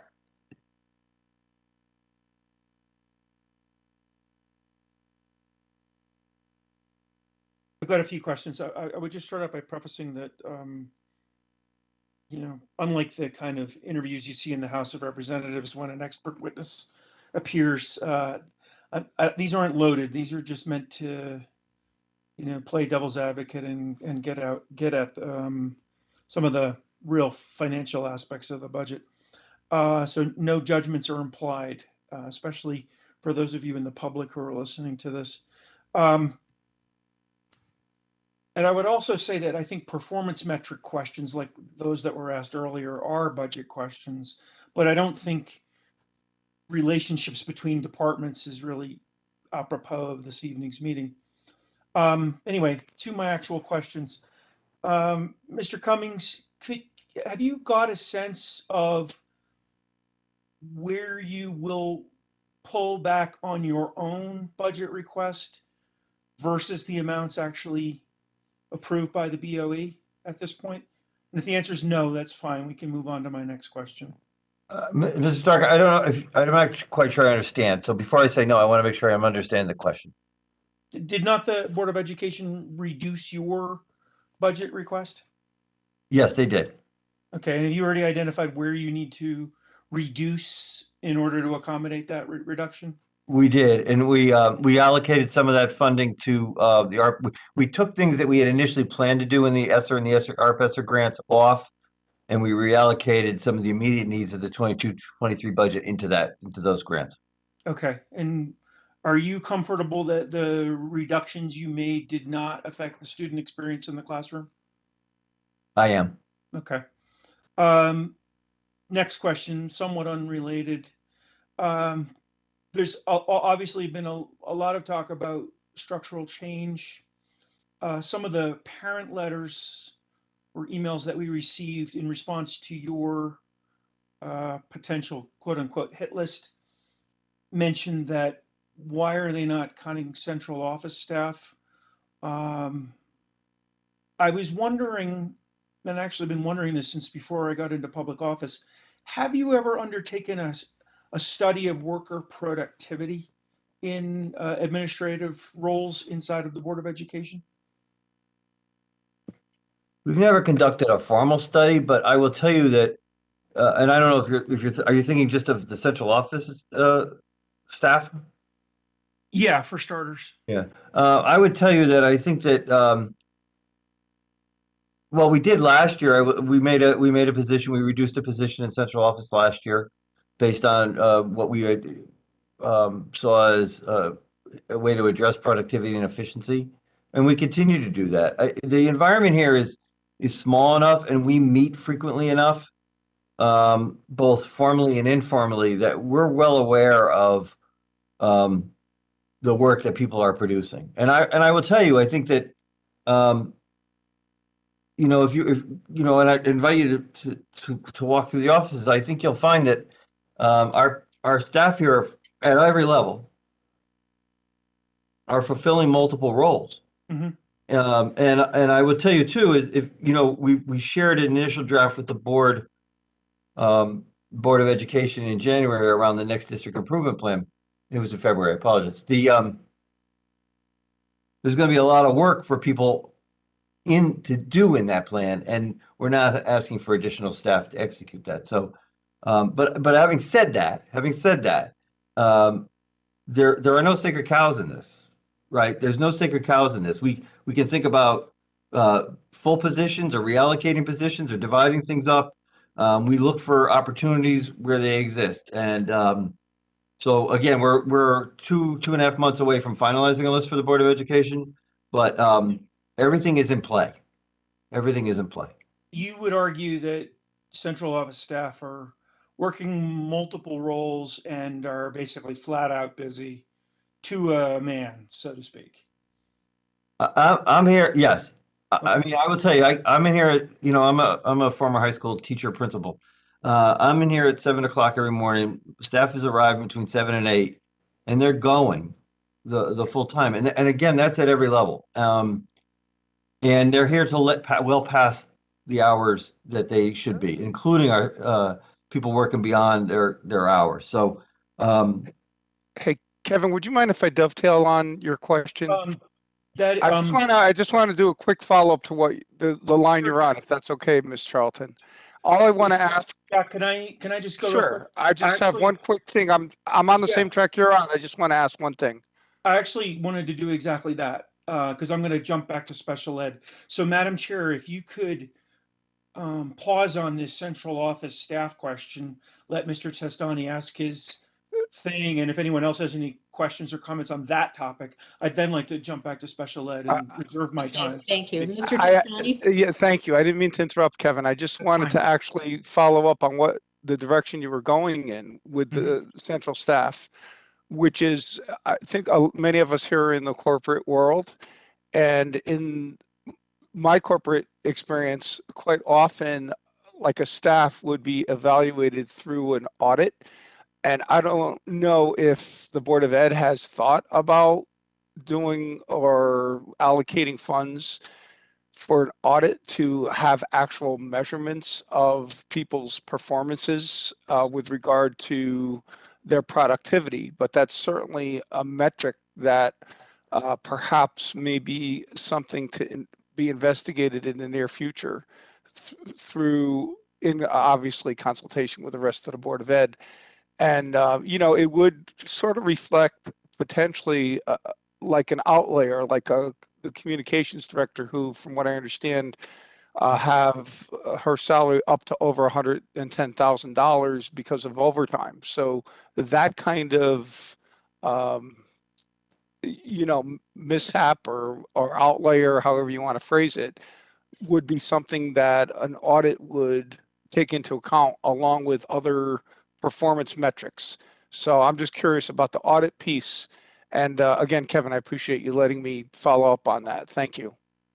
Mr. Testani, I think you're aware, because this conversation came up, I think over the last couple of years, I think there was an audit that was done, I think early in Dr. Title's tenure as superintendent, 2009-10. And that was done at the time. I know that there was some reorganization of central office at the time. It hasn't been done since. Of course, one of the challenges would be finding the funding for it. But it is something that I think that the board would be perhaps interested in. I can't speak for them. Well, perhaps there's a grant that would, perhaps a grant would allocate funding. Well, if you look at our grant funding, and, we've supplied that to the Board of Finance as well.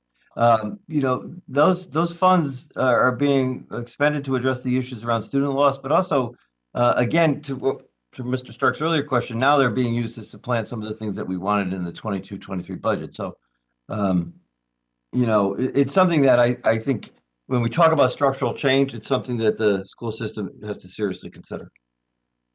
Mr. Testani, Ms. Charlton, could I just follow up to Mr. Testani's line of questioning? I think the Board of Education would be open to, conducting an operational audit in the future. It did come up prior to the pandemic as something to maybe revisit. The last 2 years, staff was just not available. I mean, it would not be a good time to do it while, our central office staff, as we've been talking about staffing reductions, they've been out in the elementary school, filling in for principals that were out, filling in, for acting as substitute teachers. I mean, it has truly been all hands on deck. Building administrators, teaching gym.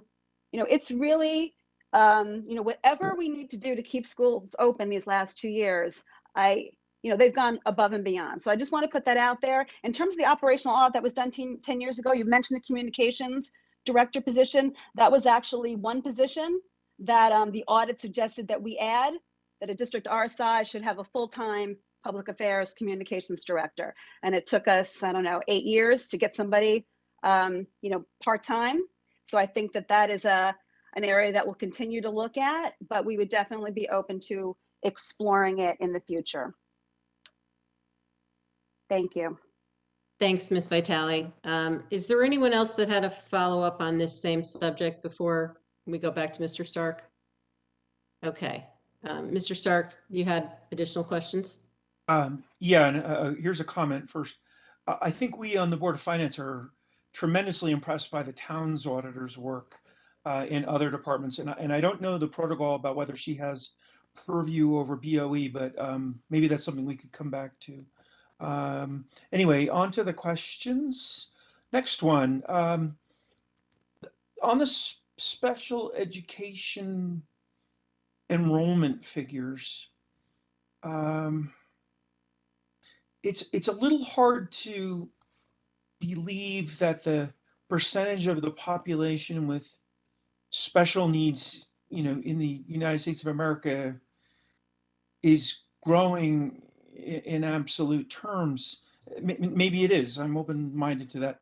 But I'm trying to understand, what discretion does the Board of Ed have to determine that someone does or does not have a special need? And I'm wondering, are there parents who are pressing for special needs treatment so that their children who might not really have a special need are getting that extra care? That's a terribly loaded sounding question, but it isn't intended to be. I gotta This is Rob McCusey speak to the process by which, Yeah. you know, and it's a regulated process by which students are identified for special education services. Yeah, I mean, and there's some information regarding the process and the mandated legal process of the IDEA, which is the Individualized with Disabilities Education Act. There are eligibility criteria that students must meet in order to be determined eligible for special education. And the initial process for that is if you feel at any point that a student has a suspected disability, you go to a planning and placement team meeting, you discuss what the possible concerns are or the disabling conditions, and you develop a comprehensive evaluation to address all areas of suspected disability. You evaluate the child, and then, you know, the planning and placement team meeting with the parents come back, review all evaluations, and determine whether the child qualifies for special ed. If they do, they develop an individualized education plan. I will say our special education prevalence rate continues to go up along with the states. We are still below the state, but we're at 14.5% now. Our latest numbers for 2021 are compared to 15.9% of the state. So I would not say we're over evaluating or over identifying students, but you know, our prevalence rate goes up as well as every other district and the state's prevalence rates. So I don't think we're over identifying, and I don't think we're over testing kids. But I do think the number of kids is increasing and the level of intensity of the needs of students is increasing. So you're educators, you're experts in this area. You have access to other experts in this area beyond what us financial people have. What's your expert opinion about why that number is going up? I think students, I mean, I've been saying this since COVID started. You know, in the recent present, over the past 2 years, COVID has significantly increased the mental health needs of our students. And we are beginning to see, you know, since we closed initially back in March of 2020 and we're all remote, and then we re-entered 2021, you know, in a hybrid model. And then even this year with multiple restrictions or mitigating factors that were implemented and continue to be to a certain extent, although we're much more open now than we had been at any point in the, you know, the COVID time. We're seeing learning loss, and we're seeing significant social emotional needs. We're seeing additional psychiatric evaluations. We're seeing hospitalizations of students who really have been struggling, and we're seeing kids who need a lot more support. And so that's why I think you will see this trend continue to go up. But again, you know, as the state's identification rate continues, it is almost at 16%. We're at 14.5%. We've historically been below the state. So what that tells me as the director of special education is that, and we have a very savvy parent population, very involved in their students' education. You know, so they ask a lot of good questions, but we're not over evaluating kids and we're not over identifying kids. Okay, Madam Chair, as I did previously, I have 2 more topics I'd like to address, but I would like to just leave the floor open on this topic before I move on. There we go. We got a question. All right, Ms. LeClaire, you have a follow-up? Hi.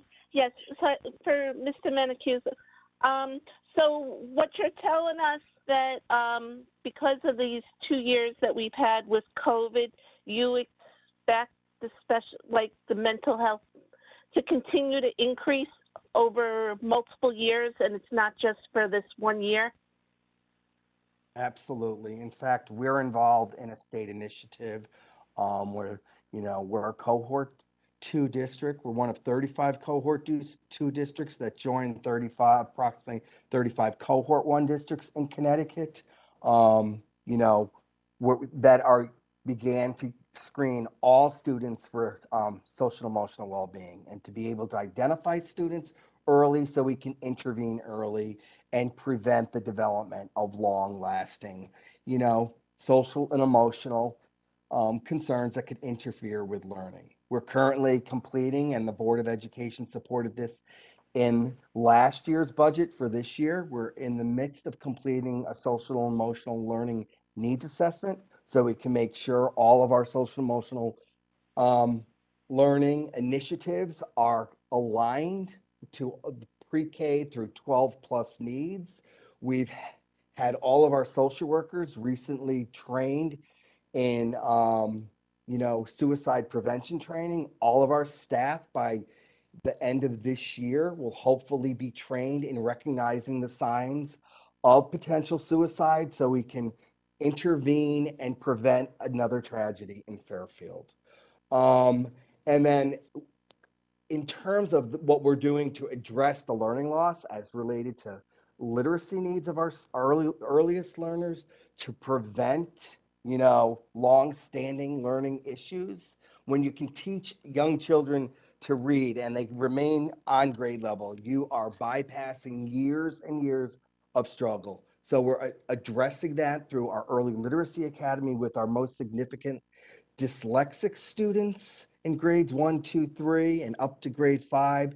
But we're doing a huge piece of that is the professional development piece that we are working with regular ed staff so they can identify students in need, provide them the intervention or the support prior to referral to special education. And I am very proud to say that Margie Gillis, who is a who's who in the field of structured literacy, has chosen to continue her partnership with Literacy How and Margie to work with Fairfield.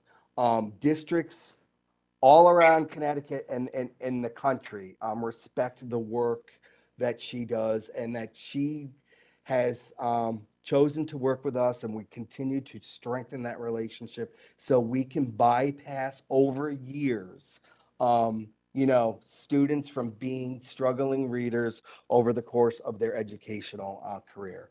And that not only will that offer students more opportunities, but it will save hundreds and hundreds and hundreds and hundreds of thousands of dollars over time. Okay, so if I understand correctly, we're actually doing more. So it's not really just COVID related. We're actually, spending more time looking for needs and then addressing them at early ages. Is that what you're saying? And then we're putting more money into it? I would agree with that. I will say COVID has really heightened our sense of urgency, however, because we do see kids struggling, both learning and from a mental health standpoint as a result of the last 2 years with COVID. So I would say this is important work that we were doing, but the intensity in which we're doing it has increased.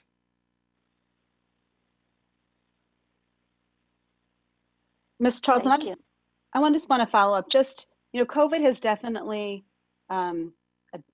exacerbated some of the challenges for our kids, but in terms of the mental health crisis, we were heading in that direction before the pandemic.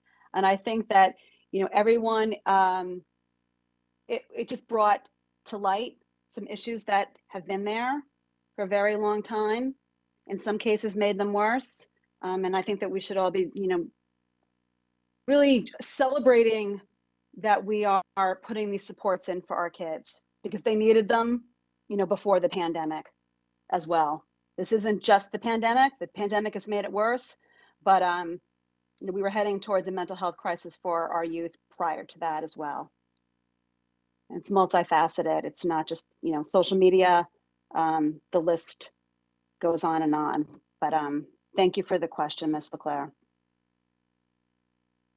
All right. Ms. LeClaire, did you have anything else? Okay, I thought I saw a hand to also follow up to Mr. Walsh. First of all, I'd like to thank Mr. Starkey for letting us follow up after his question. So thank you for giving up some of your time and letting us ask some questions. And to follow up on Mary's question and some of the other things, first of all, Ms. Vitale, I was a little surprised because shows I'm watching and things I'm reading were saying that COVID actually made the suicide rates a lot worse for students in school. So I thought COVID had an effect on it, but I don't know, maybe the research you guys are seeing showing that it's different. No, I'm not, Mr. Walsh, I'm not saying that COVID didn't have an effect in it. I just don't want to minimize that there were problems prior to the pandemic. And I want to be very careful that we just, this pandemic is hopefully coming to an end, that we think that just because the pandemic's over, that the need is gone. I think the need was there before. As you said, the pandemic definitely made it worse. And I think that we're going to be dealing with this for years to come with our youth. That's all. It's a priority, and I'm not trying to minimize the effects of the last 2 years at all. Following up on Ms. LeClaire's questions, Mr. Mancusi. So the effects of COVID that you're talking about, it seems like you say it's going to be going on for a number of years. At some point, do you catch up, or at some point do you realize that maybe some of these kids who had to go through this are further damaged by it? And this is just going to be, it's going to be tracking them through the system. So our numbers are just going to be high until this group of students gets past it.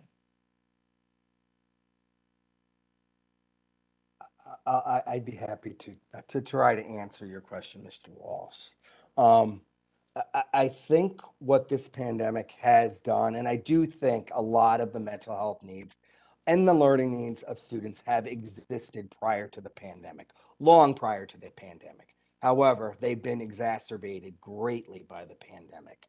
And they remind us of, the sense of urgency and the limited time in which we have with our students to try to make an impact on them and teach them the social and emotional learning skills and provide them with the academic skills to be, successful in their lives once they leave us. What the pandemic has really, for me as a special education director, has really, and this has been over time since the pandemic started. This year has been the most difficult year during the pandemic of the 3 school years.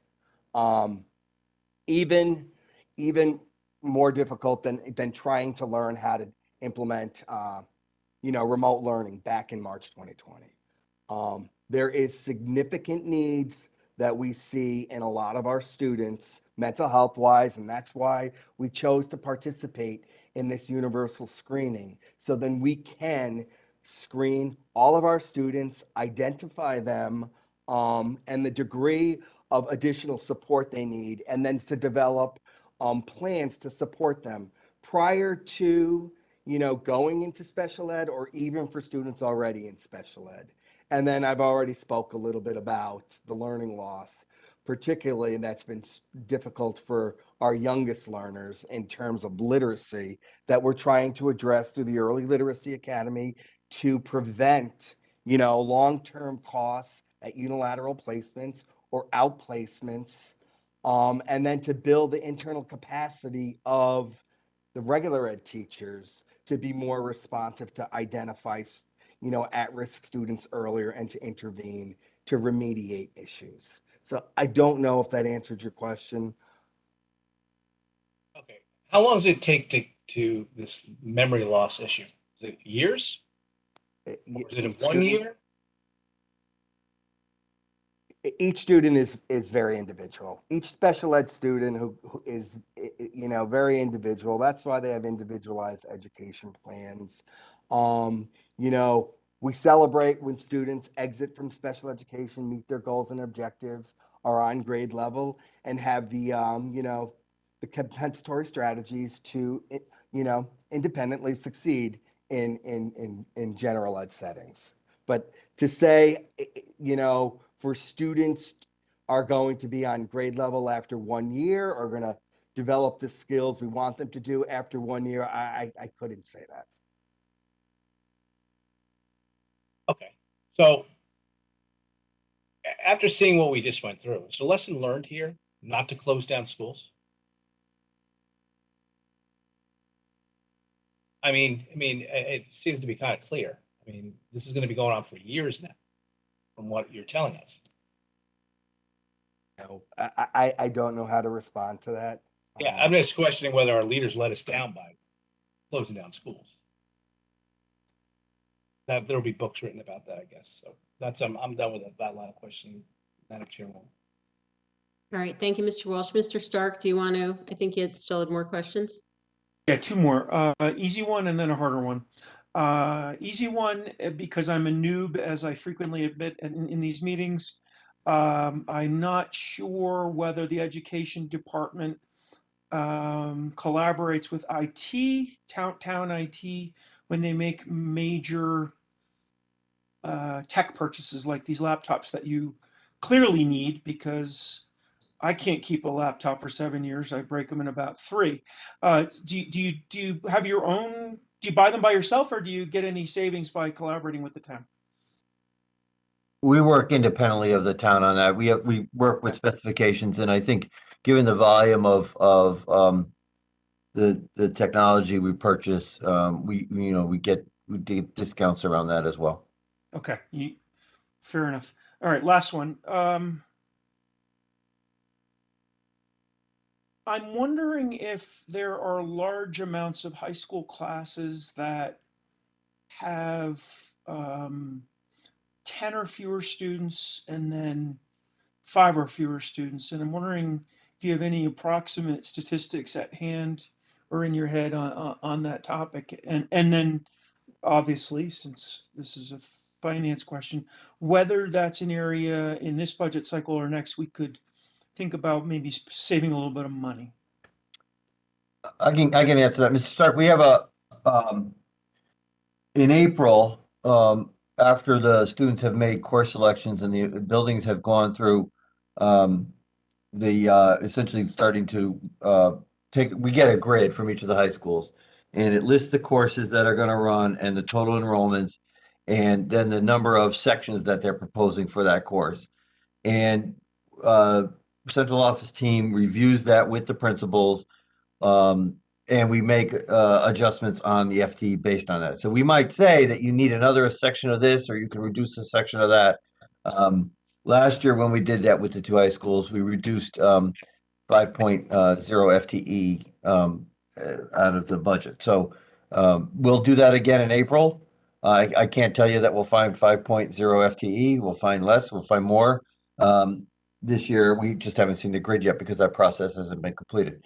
The question of the courses of enrollment under 15, and some of our central office staff, Dr. Zavachansik, Dr. Parrish, met with the Fairfield Ludlow leadership team yesterday. So I don't have answers yet on Ward, and I've not yet shared this with our Board of Education. I will share it with them, and I can share it with the Board of Finance as well, because this question has come up. During our budget process, about 240 courses, as it were identified that had very low enrollments. But as we delved into what that actually looks like, this is a long list, so I'm not gonna read it to you, but again, we will share it to you. But essentially, one of the things we're seeing is the buildings are making choices to run courses for several reasons. One of those is if it's a cumulative course. So if it's a course at the end of a sequence, and I'll select one of our elective areas, for example, tech ed, family and consumer science. If you're taking a CAD course and it's just for seniors, and at that point there's 5 or 6 seniors who want to take the CAD course, we feel an obligation to continue to run the sequence for them. However, we nest that course, that CAD 4, and that's not the title, but we nest CAD 4 with CAD 3. So in other words, when we talk about nesting, we run the two courses simultaneously with the same teacher. So the course is going to show as maybe four or five kids in it, but it's not running as 4 or 5 kids in it. There might be another 10 classes, 10 students in the CAD 3 class, for example. One of the other issues we address is that we have to deal with courses that, because of the physical space in the room, don't allow for a lot of students. So our piano classes, for example, there's only 8 seats in those classes. Some of our tech classes, our family and consumer science, our cooking classes, they're limited by class size. On that grid list of 240 courses is all the courses, because our students take them, but every course that runs at the aquaculture school in Bridgeport, where our students go, is on that list because it has very few Fairfield students in it. You're only seeing on our list the Fairfield kids, not the Shelton, Trumbull, Bridgeport, other students who are on that. So that throws the list off a bit. Another thing that happens, you're running a course, I'll pick a mid-level, like sophomore class, for example, and you're running, there might be 4 sections of it, but when you do the enrollment and not the enrollment, when you actually schedule the course, 3 of those sections wind up at 23, 24 kids, and the 4th section winds up at 9, 10, because it's just the way the schedule distributed those kids. So you will occasionally have, or actually, especially when you're running multiple sections of a course, you'll have a section or two that have far fewer kids. But when you initially did the schedule, you had a more even class distribution, right? It's just the way the schedule played out that the numbers dropped. We're running reading, and we talked earlier about reading and math courses, intervention classes. Some of those classes show up as 1 or 2 kids, but they're running with another class at the exact same time of 1 or 2 kids.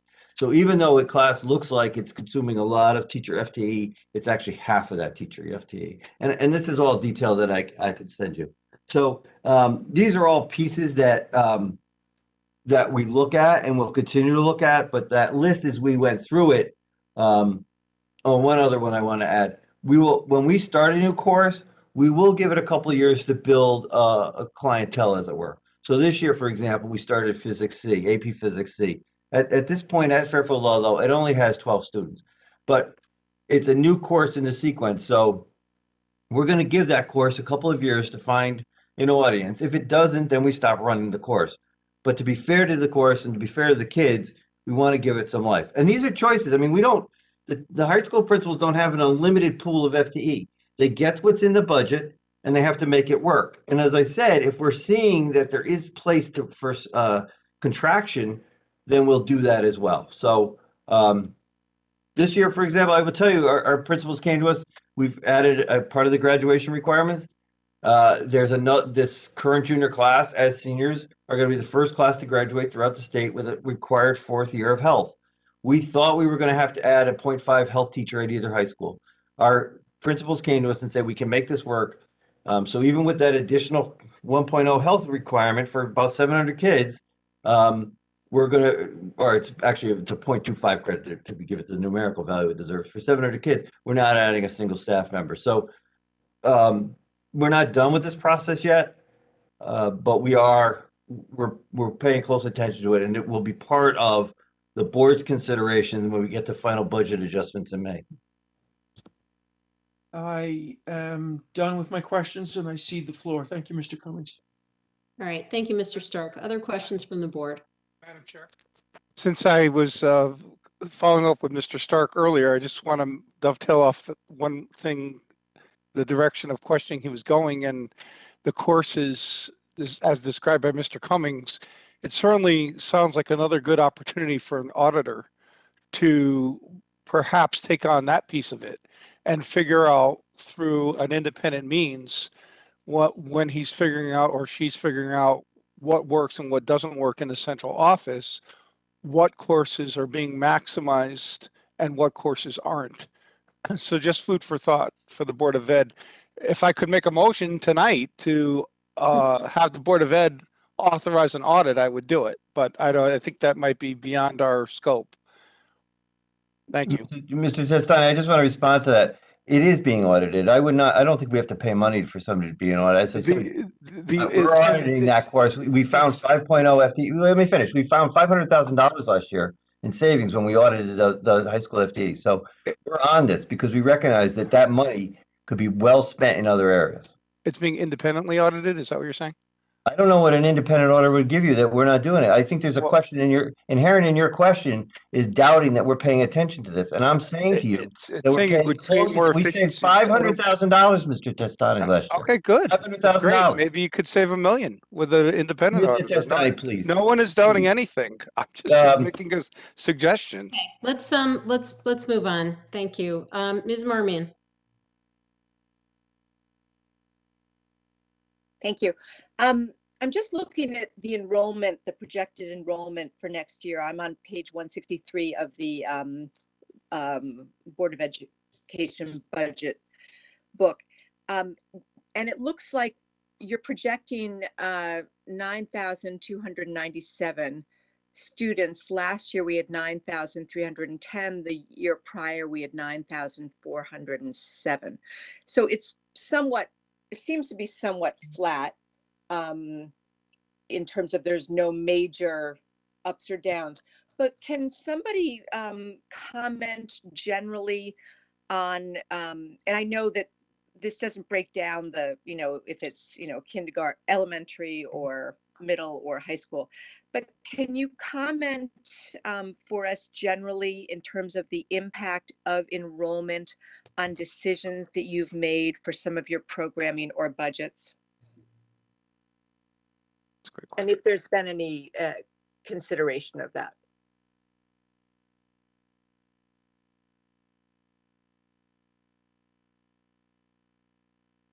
Mr. Cummings, you're on mute. I'm sorry, Ms. Marmion. If you look on the previous two pages on that, page 160 and 161, you'll see a breakdown of the trends in middle school, at each of the levels. So again, the whole, the K-5, the middle, and the high.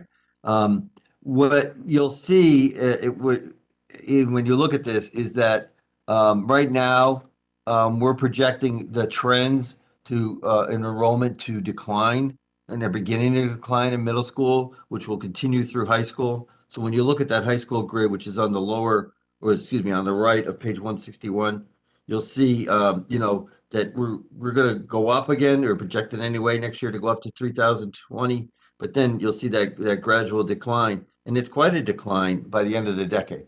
But at the same time, look immediately above that, and you see the elementary increase. So the overall enrollment in the district is going to shift, and generally speaking, I think probably everybody who's a parent knows this. High school kids are more expensive than elementary kids, so there's a potential going down the road if these projections hold true, that the costs for education of students in the district will drop, because the level of at least for that period of time, because you're seeing a significant 400 less students at the high school as opposed to roughly 250 more students at the elementary. So and you're seeing it right now. We projected in our enrollment, we projected some less FTE at the elementary classrooms. Kindergarten is always kind of a wild card, especially given that, as we talked about earlier tonight, parents held their kindergarten students out last year, it seems, and delayed entry until this year. I don't know if that's going to repeat itself in the fall. We haven't started kindergarten enrollment yet, but you're also seeing it in our middle school staffing model right now, the teaming model, and how that's changing in the budget, and will continue to go forward. Okay, thank you very much. All right, thank you, Ms. Marmion. Other questions from the board? Mr. DeWitt. Yeah, I had asked for two pieces of data, and I don't want to take away from the conversation we're having right now. I had asked about data about Walter Fitzgerald and ECC. So if there's anyone who wants to just keep diving into this part of the budget, I'll defer my questions. But if not, I'd like to ask those questions when it's a appropriate, Madam Chair. Mr. DeWitt, we did answer 2 questions and sent them today on. No, I have the answers. Oh, okay. Yep. Okay, do you want to, I'm wondering if, we may as well just do it now. Mr. Mancusi, do you want to Okay. just take a minute to explain the question and the answer that you provided for Mr. DeWitt in case anybody didn't get that data prior to the Yeah, meeting? if we could start with Walter Fitzgerald campus. The question I asked was, how does our enrollment work?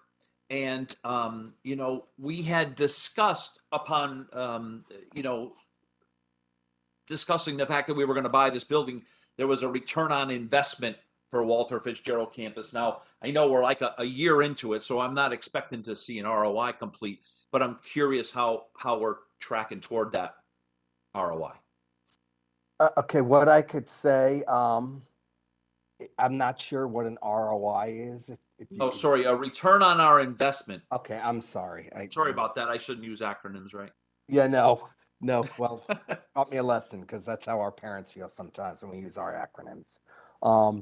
You know, in terms of a return on our investment, we are seeking to accept tuition students. We had an open house Friday, March 11th. We had 5 area districts come visit us. We're having a second open house this coming Friday with additional districts to come see our program, to learn about our program. And there has been some expressed interest about potential referrals to Walter Fitzgerald for tuition possibilities. We did have 1 tuition student earlier in the year. The student has since returned to their home district, but we continue to market our program because we feel we have an excellent program and we feel we have a site that you know, matches the quality of support that we can provide students. Okay. I'm sorry. So in your response, you said the school year started with 27 students, which is good, and now it's increased to 43. Correct. Those are all Fairfield students, I'm assuming, correct? Those are all Ward and Ludlow students, yes. Okay, great. AKA, they're not paying to be there. And the out of district open house you were talking about, anyone from out of district comes in there, just so we're all clear. We'll But pay when a I tuition say out to of us. district, I'm talking about our neighboring towns who might Right. not have they would, if they were to come to us, they would be charged tuition. So right now, because of that one revenue generating student who went back to his home community, which I think is a great thing, probably, right? This isn't generating any revenue, just so we're 100% clear, right? I will tell you again, Walter Fitzgerald is it is, I've called it one of the gems of the district. It is a program that allows us to offer students an in-district educational experience that in a much smaller supportive setting than they would get in a large comprehensive high school, that without having this program, many of these students would not be able to be maintained in district. So it's a significant cost avoidance, and we are currently trying to attract or educate our neighboring special education directors on this as a possibility if they have students that they would want to refer to us. Yeah. Well, Mr. Mancusi, I actually have a wonderful Walter Fitzgerald campus success story that I'd like to share with you over the phone. I'd rather not do it in public forum, but in the next couple of days, please give me a call because I would like to share that with you. I can't wait to talk to you.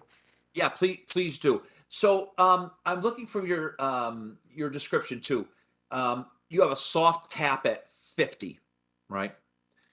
There's 43 kids in there today, so 7 more show up tomorrow. We're at capacity.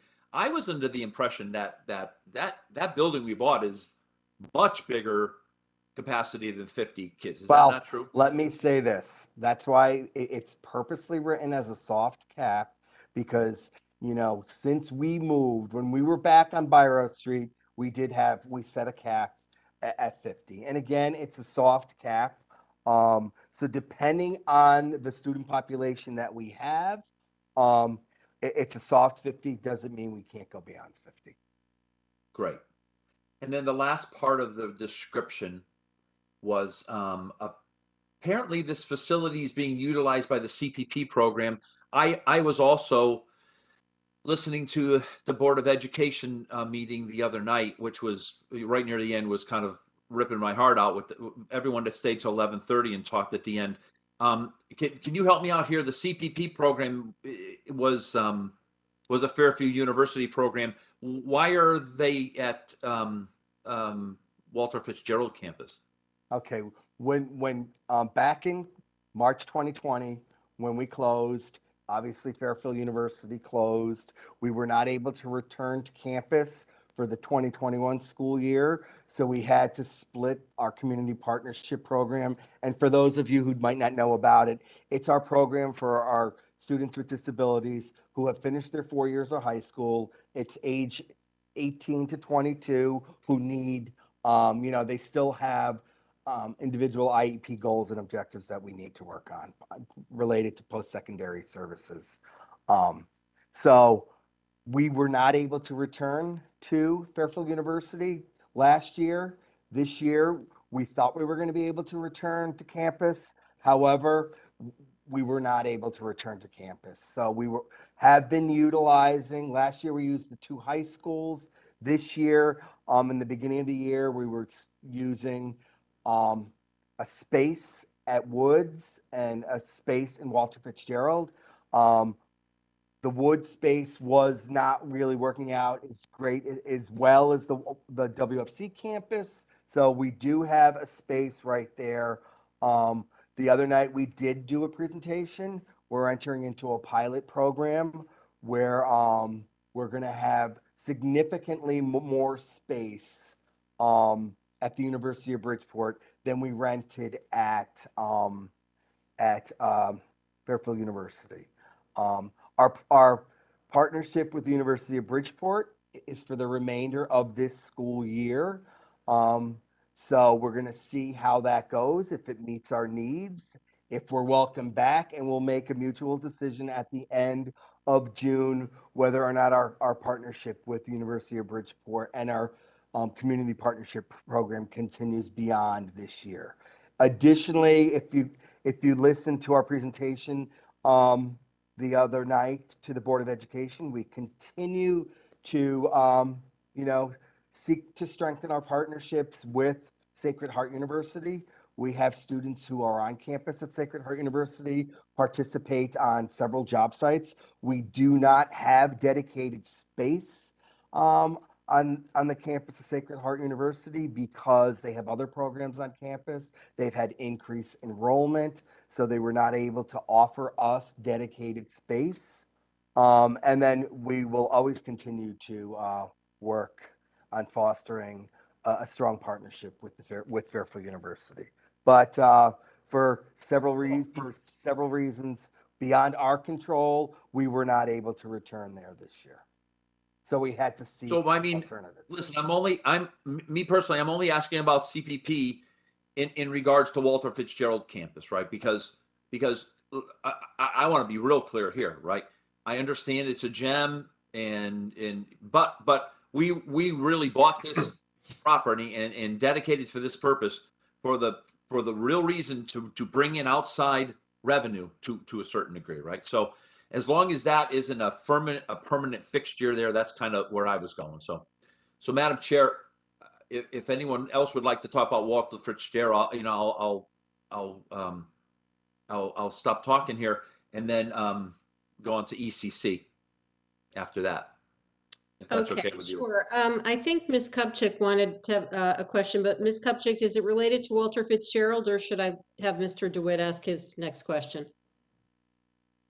Thank you, Madam Chairwoman. I just wanted to chime in a moment about the program that the board was speaking about. So the chairwoman reached out to me, I think a week or so ago, to ask me to reach out to the universities because of this issue with the program at Fairfield University. And I have a very good relationship with both presidents, and I reached out to Fairfield U, who has been hosting this program for a number of years.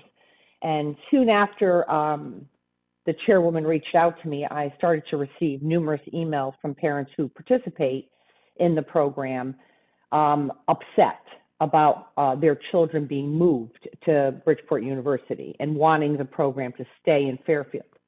So I did reach out to Jen Anderson at Fairfield U, and she sent a very detailed email to me explaining that they want the program to remain there. They want them to stay there. There was some issue with a legal contract regarding indemnity or some other issues that she then emailed the superintendent and copied me on. And so I do know that there are parents in the community who have been reaching out to my office who want their children to remain in Fairfield and not go to Bridgeport. I don't know all the details, but I just wanted to share that I tried to be helpful. Obviously, this is not my area to be making decisions on. I was just asked to respond, and I did, and I asked, and so I just want to say for the record, Fairfield University would love to have our kids back and is welcoming them back, and I shared that information with the superintendent, and he has been, I believe, in contact with Fairfield University. Okay, thank you, Ms. Kupchak, for clarifying that. I don't know if other board members heard that discussion at the last Board of Ed meeting, but I'm sure that those parents are appreciative of your efforts. So thank you. Mr. DeWitt, you had a question about the ECC? Yes, thank you, Madam Chair, and Ms. Kupchak, that's really good news. I'm not involved in the topic, and I only brought it up in regards to Walter Fitzgerald, but that's a great update, and I'm sure if anyone's listening, those parents are very happy to hear that. My last question to the, I'm sorry, Ms. Vitale. I just want to, I did reach out to Ms. Kupchak, and I appreciate her reaching out to the university, but at this particular moment in time, the space, that conversation is still ongoing, that we have not been offered the space at Fairfield U at this point in time. So I just want to, make it very clear in terms of the communication is moving forward.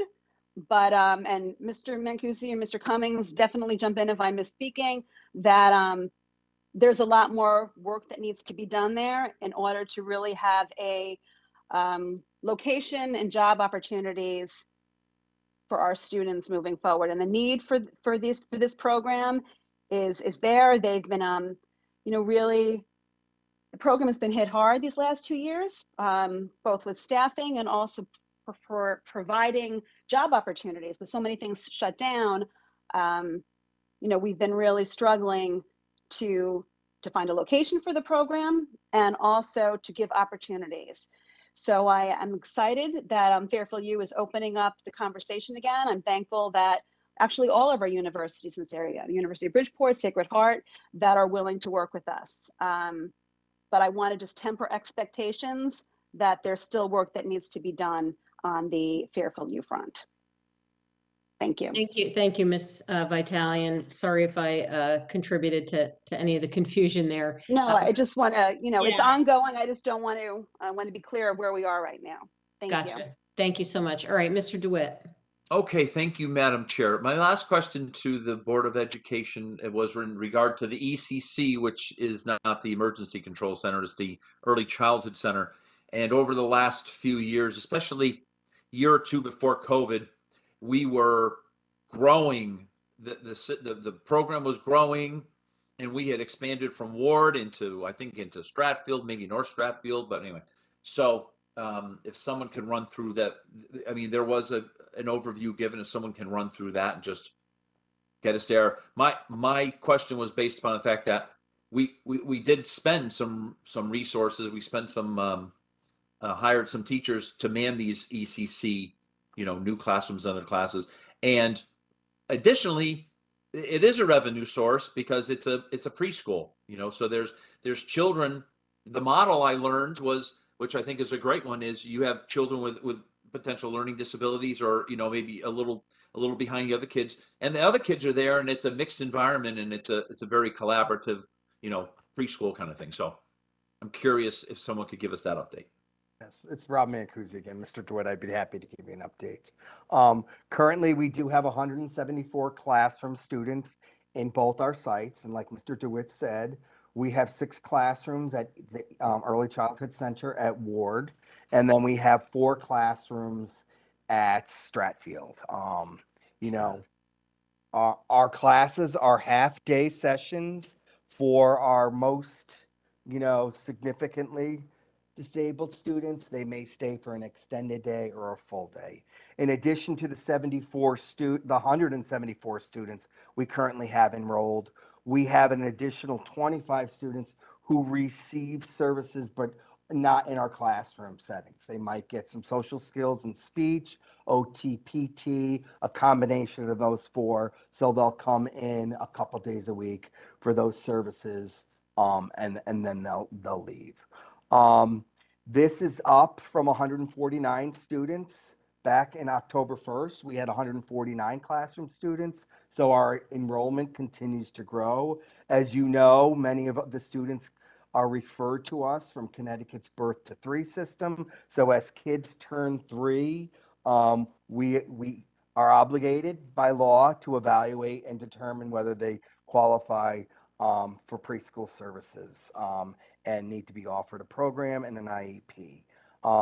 We do see an increase in the number of birth to 3 referrals. We have an additional 78 that we're continuing to anticipate that we're going to be seeing by June 2012. Currently, you know, in speaking with the ECC coordinator, Kristen Bruno, she already reported us that the number of evaluations that they typically complete in 1 year, they've already, you know, completed that, almost nearly 100 evals. And then I put some numbers in there for the 1920 school year, what we started at, what we ended the year with, as well as the 2021 school year, just so you can have some point of reference on the growth over the course of the year that we see at the ECC. All the spaces that we have available to us at the Early Childhood Center, at the Ward site, and at the Stratfield site are being utilized. And, you know, the program is up and running, and we are seeing an increase. Great. That's great. Thank you. Now, I also read, it says included in this number of 174 is 60 non-disabled peer role model, which I love that name, right? Those are revenue generating, correct? Yes, and I apologize for skipping over that. That's an important detail. Our goal is to have a 50-50 ratio of students with disabilities to non-peer role model students. It has been difficult to maintain that or to get to that 1-to-1 ratio because of the increase in the needs of students with disabilities and the space available, but we do currently have 60 non-disabled peer role models who attend our ECC. I will say some of those are double session students, so it might not be 60 students. If a kid goes to a morning session and then goes to an afternoon session, we do count them twice because they're counted in that 1-to-1 ratio. Okay, great. Where would I see the revenue for the ECC in the budget book? I don't see Ms. Laborious on it any longer. I'm looking in the revenue section and haven't had any luck. Mr. DeWitt, I think Ms. Laborious can find that for you, but I do want to issue one caution. We do collect revenue for the non-disabled peers in the ECC, but we also use a sliding scale. So students and we use income off of last tax return for that. Right. So there will be some students in there who are not essentially paying. No, and well, thank you for bringing that up. Yeah, I mean, I did remember that. Listen, the reason for my question, and Mr. Mancusi answered it more than sufficiently, was, did we do all this work 3-4 years ago just so there's a bunch of empty seats now? And it seems like the answer is no, right? And it seems like that I'm glad to see that there's 60 of the 174, I remember Ms. Vitale gave me a great explanation of, 50-50 is kind of the, the goal, but Yeah. 60's a lot better than 20, right? So, Correct. so wonderful. Just, and like I said, I'm just curious where I would find that in the budget book, and then that'll be it for me, Madam So, Chair. yes, Mr. DeWitt, you can find that on page 24 for a description of the preschool tuition, and on page 29, under other sources, for the total amounts for preschool tuition. It's the second to the bottom. Second from the bottom. Second from the bottom. On the other sources section on page 29. Oh, preschool tuition. I got it. $150,000. Correct. Got it. Wonderful. All right. Thank you very much, Madam Chair. I'm all set. Thank you. Okay. Thank you, Mr. DeWitt. These are all good questions. I'm not trying to cut anyone off. I just want to make note of the time. We do still have a couple of small budgets to get through, and if anyone from the public is hanging in there for public comment, we'll get there. Mr. Walsh, you have a question? Why don't you go ahead? Yeah, I haven't asked my questions tonight, so it's taken a little longer than the hour I told you it would probably take me to get to, but I'd like to. No, and please don't mean to imply that I want to make sure everyone gets their questions answered. I want to be cognizant of the time, and if there are members of the public who do intend to stay and provide public comment, please go ahead and just drop your name in the chat box at this point. Go ahead, Mr. Walsh. I appreciate that, Madam Chairwoman. I mean, we have one night, so I'm not really looking at the clock. I mean, we have a $204 million budget, and I think we all got to give it our proper respect. Yes, indeed. Because we have all these other nights to deal with 1/3 of the budget. And the way this works is that we just have this one night to deal with 2/3 of it. Not really something would probably happen in the real business world, but it's just the way we run things. So, and that's probably because we don't really have a choice once we give them the money about how it's really spent. So going from there to start off in general, just to get back to this cut list and the severity of some of these cuts, it's very hard. I mean, I know there's some people on this call or on the Board of Finance who've worked out in the business world and have done budgeting before, and I've done budgeting for two Fortune 500, Fortune 50 companies, actually. And if I ever had a budget and I told my bosses that, this $2.5 million reduction of the increase that the Board of Selectmen did, if I ever came in and told my boss that that worked out to be 1.2% of the total budget, and I couldn't bring this budget in for 98.8% of basically what was requested, I think I would have been fired. Because we're not looking at a 10% reduction. We're looking at 1.2%. The $2.5 million out of $204 million budget is 1.2% of that total budget. And yet we get a cut list that is dramatic. And it just kind of points out, it's just hard to believe that that's where we really are, but I'll go on from there. Mr. Cummings, could I ask you some questions in regards to your PowerPoint presentation, some things I just didn't understand when reading it? And I have to apologize that you might cover some things that you talked about, but I had difficulty. I was in a waiting room trying to get onto this meeting. So apologize if I only heard the last 4 or 5 minutes of your presentation. Certainly, Mr. Walsh.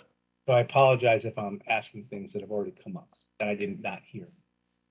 So on page 19 on the PDF that was sent to me today, it's the one that's headlined Student Academic, Equity and Social and Emotional Supports, where on the second area on the right down, it says Family and Community Liaison. It says, you on the same page? No, I think I apologize, Mr. Walsh. I think I gotta pull that up. I think you're in the budget the original superintendent budget presentation? Yeah, I'm sorry. Yes, I am. Okay, just give me 1 second if you don't mind. I just want to pull that up.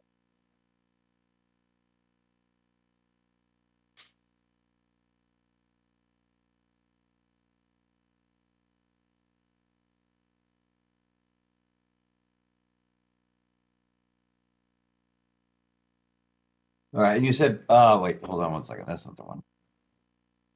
You said page 19? Yeah, page 19. Oh, wait a minute. Wait a minute. I thought it was in today's. Hold on 1 second. Let me just get to today's.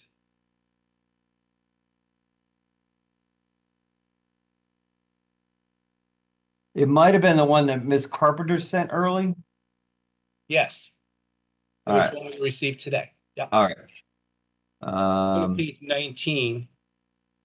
Let me just want to confirm my page numbers I put on this thing when I printed it out, because there was no page numbers on it when I did it. You're right, Mr. Walsh. Mr. Cummings, what we got earlier today was the link to the budget book that's online. So Mr. Walsh, if you're looking at it on your screen.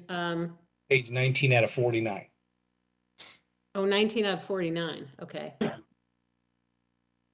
Different document. If I may, it's John Matola. It's the 168,623 723, items. yeah. Right. Student academic equity and social and emotional supports. Yeah. All right, I'm while I'm finding it, Mr. Walsh, please go ahead and ask your question. I don't want to hold everybody up. Yeah, I'm going to read you this. In the family and community liaison paragraph, Yes. it says in the second sentence, the third line down, the individual will visit the homes of current and potential students. I did not understand. What is a potential student? I'm sorry.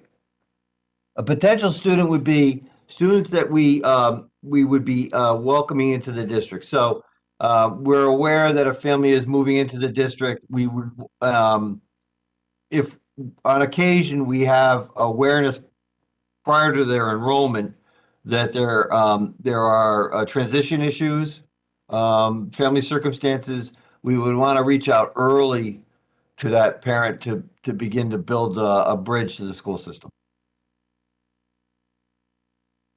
On the next page of that, Yep. page I'm there now. Page Yep. 20, it's under the curriculum materials efficiencies. Yes.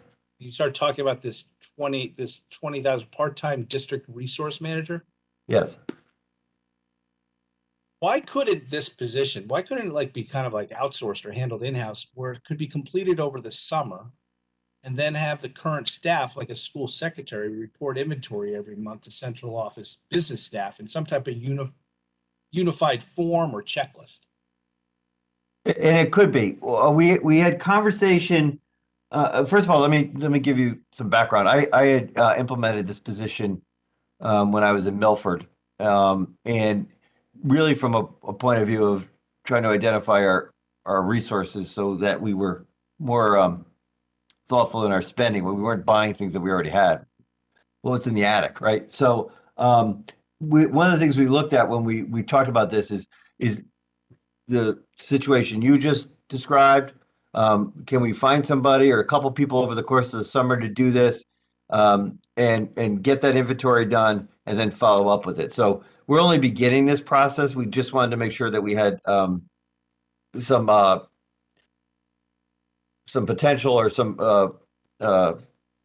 possibilities on the table. The key to this, based on my experience, is finding the right person for the job, because you need a certain set of personality and numerical traits to do this job very well. Okay. It's kind of an inventory job, right? Yes, that's right. Can't this be done by the staff before they leave for the summer or something? Well, they could do some of it. What's visible, what we're mostly worried about or concerned about is the stuff that's in the closets. We have things in closets throughout the district. We have the storage area underneath Ward. I don't think that we have a full understanding of what is out in the district. And one of the things that you're aware of, that each year we will budget money for additional elementary sections. Well, we've reached at this point an enrollment peak in our elementary. Those materials should already be existing in the district. And I don't think we've really done a good job cataloging those or tracking them. So I want to get a handle on that so that we can reduce those costs over time and track those things. If they're not being used for a year, properly put them into storage and then bring them back out when a section of kindergarten or first grade reopens. And I think that's a place where I'd immediately start. All right. On page 24, I believe it's under structural/budget adjustments. Yes. In regards to,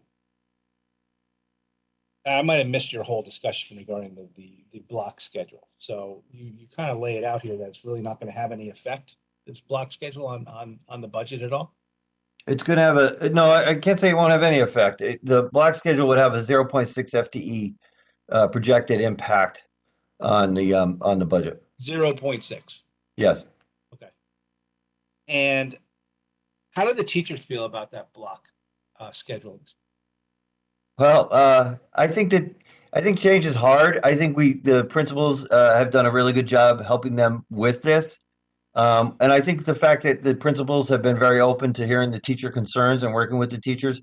I mentioned earlier, you may not have been on, but we pushed back on the intervention period for next year to concentrate on building staff capacity to teach in the longer block. And I think that, I attended the first professional learning session that they had with the teachers, and there's going to be work. It's going to be continued work through the spring, through the summer, and into the fall. But I think for them, let me give you right now. We are in day 4 of a 7-day pilot. We're piloting it at the 3 middle schools right now, and so far, what we're hearing is a very positive response from both students and the staff. So we have work to do, but I think we're on the right path. In regards to the inventory, I just had one more question. I forgot. Sure. Down, actually. I think inventory control in all businesses is, I know in our own business, we do like weekly quick counts of stuff, and it's really changed the business and been able to save a lot of expenses. Because you need to know the accuracy of your inventory. Towards the end of every school year, there seems to be, and I've looked at this and I've talked to other superintendents about it, a flurry of purchases before June 30th. Flurry of inventory purchases. Is that really for this year's inventory? Is that really for next year's inventory? If you're talking about purchases that are made towards the end of June, yeah, you're often purchasing things for the following year.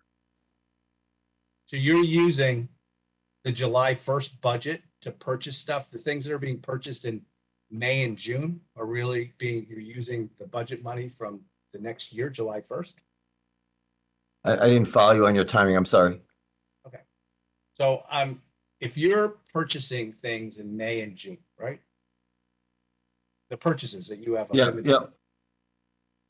Isn't that for the next year?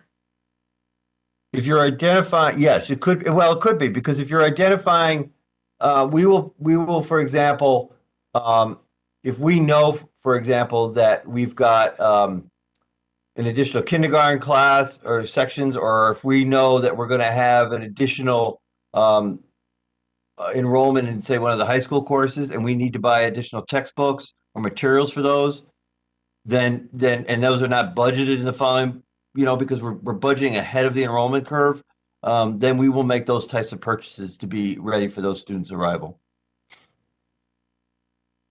But I just want to make sure there is no policy where you guys are trying to, or even written or unwritten, or direction given by any of the administrators to spend your budget money down as low as you can to get rid of money so that it's not returned back to the district.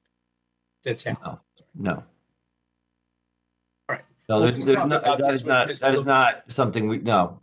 Okay, we'll deal with it. I think I'd like to take a look at it at the end of the budget year we're in. So I think, Ms. Laborious is here now, and she's new, and I think we can get down to it and start drilling down a little bit more on it, because it just seems like the number of POs and stuff, the volume that comes in and is spent during the last 2 months is so much more. than is spent for the rest of the year. I think if you look at it, and I have, so, Yeah. but I think, we'll talk to Ms. Laborious offline about this. I don't want to waste more time here today. Well, I would just say, Mr. Walsh, I think that, yeah, I wouldn't dispute at all what you're saying. And I think that that reflects to some degree the cautions we have during the course of the year to be mindful of where we are and where we might be headed, depending on some of the variabilities that we all have encountered. So. My next set of questions has to deal with and I appreciate you guys supplying this on short notice. The document that in the top right is really the breakdown of the special education costs. It's entitled Board of Finance Budget Information Request. And it's got a date on the bottom right of 3/14/22. Yep.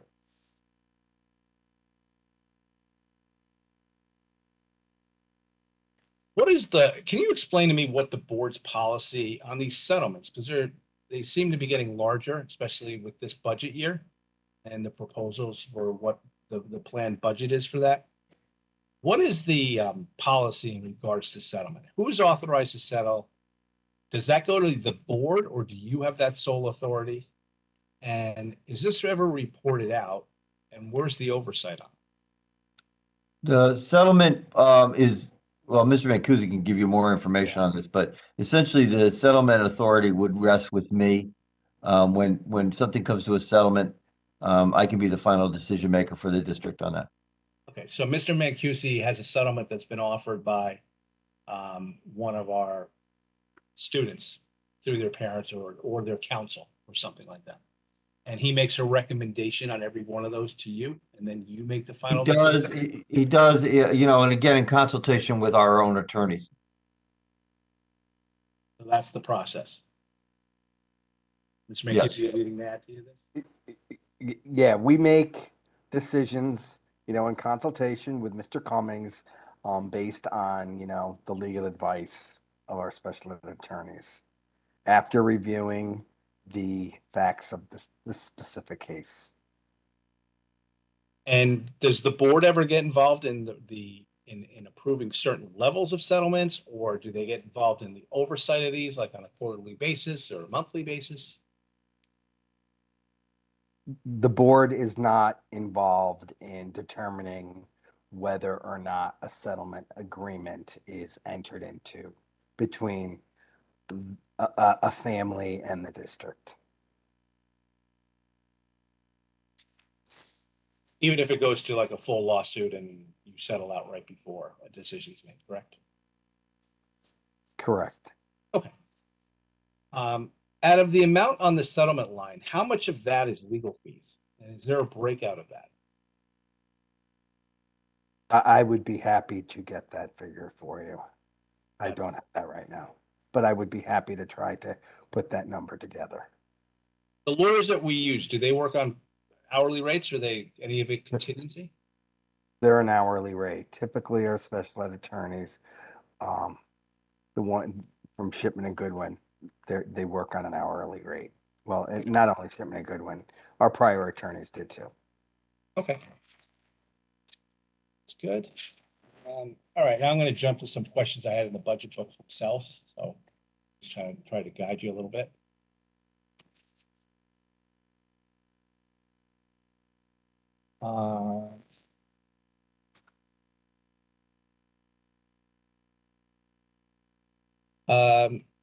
First of all, in regards to metrics, we talked about them a little bit earlier in the evening.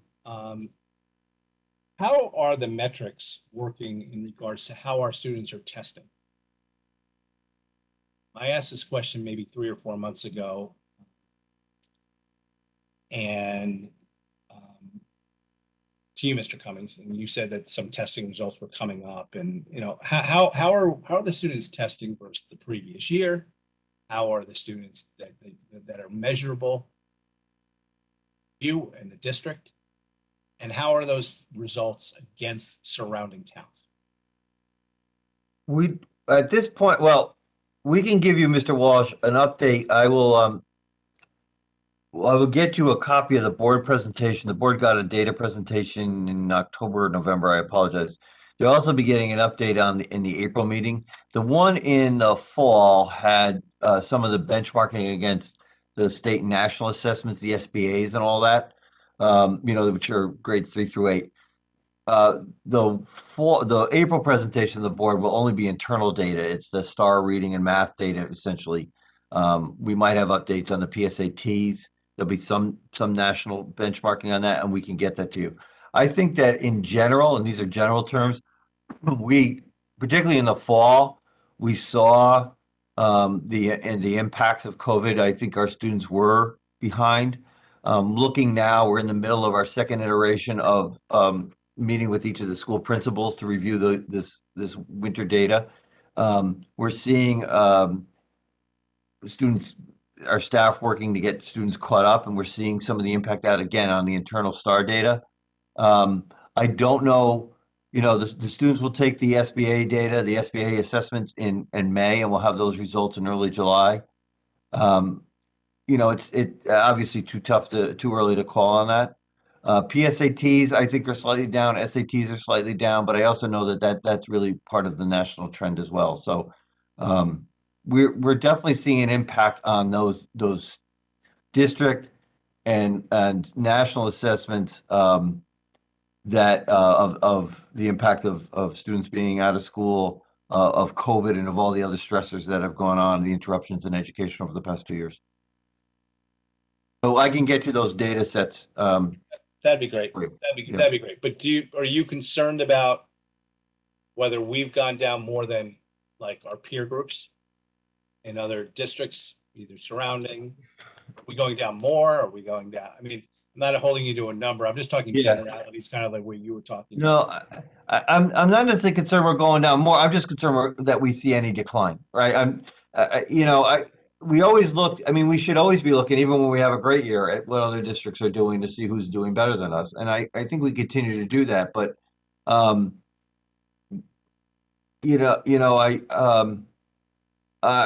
can't say that I'm really benchmarking ourselves against anybody else right now. I said, I'm just worried that we see any type of decline, whether it's an individual, a grade level, a classroom, or an entire school or district.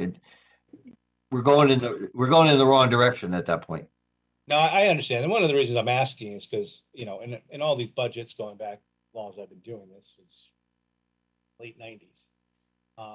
In the Board of Education budget book, there's always page 14, which is the per pupil expenditures. And some people make more about that than others. And you've had superintendents who've made the argument that, we're too low, but yet our test scores have been going up and up and up at times. And so there's really, comparing metrics to what you're invested in. I've never seen a study, to be quite honest with you. I've looked for them that suggest that the more money I pump in, that I'm going to get better test scores, or the students going to perform better. Like if I decided to increase, or we all decided as a group to increase the per pupil expenditure in this town by $10,000 a student, you'd be hard pressed to tell me that the test scores would go up next year of those students after a year. I'd be very hard pressed to tell you that.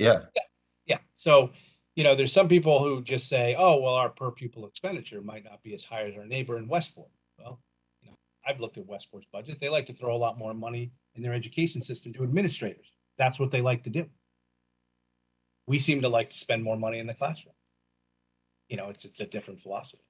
So I always find this page can be deceiving. It's a number, it's a point in time, it's a reference, but there's been some people in the past who have hold on to this page to say this is the only evidence we're supposed to use on how a district is performing.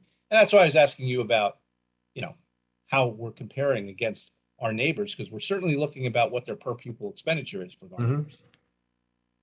And that's why I'd like to see what if you want to compare that, then I guess you got to compare the test scores and see, if you want to, but I know it's not an exact science that you just throw money at something and things just start going on.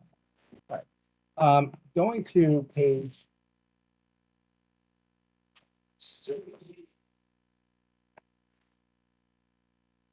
56, and this goes back again to the cuts. And you know, I know it's been talked about tonight, so I'm not gonna talk about it for a lot, but this communications director, who did the job before you brought the communications director? Who was doing the communications for the district? It was very much dependent on individuals.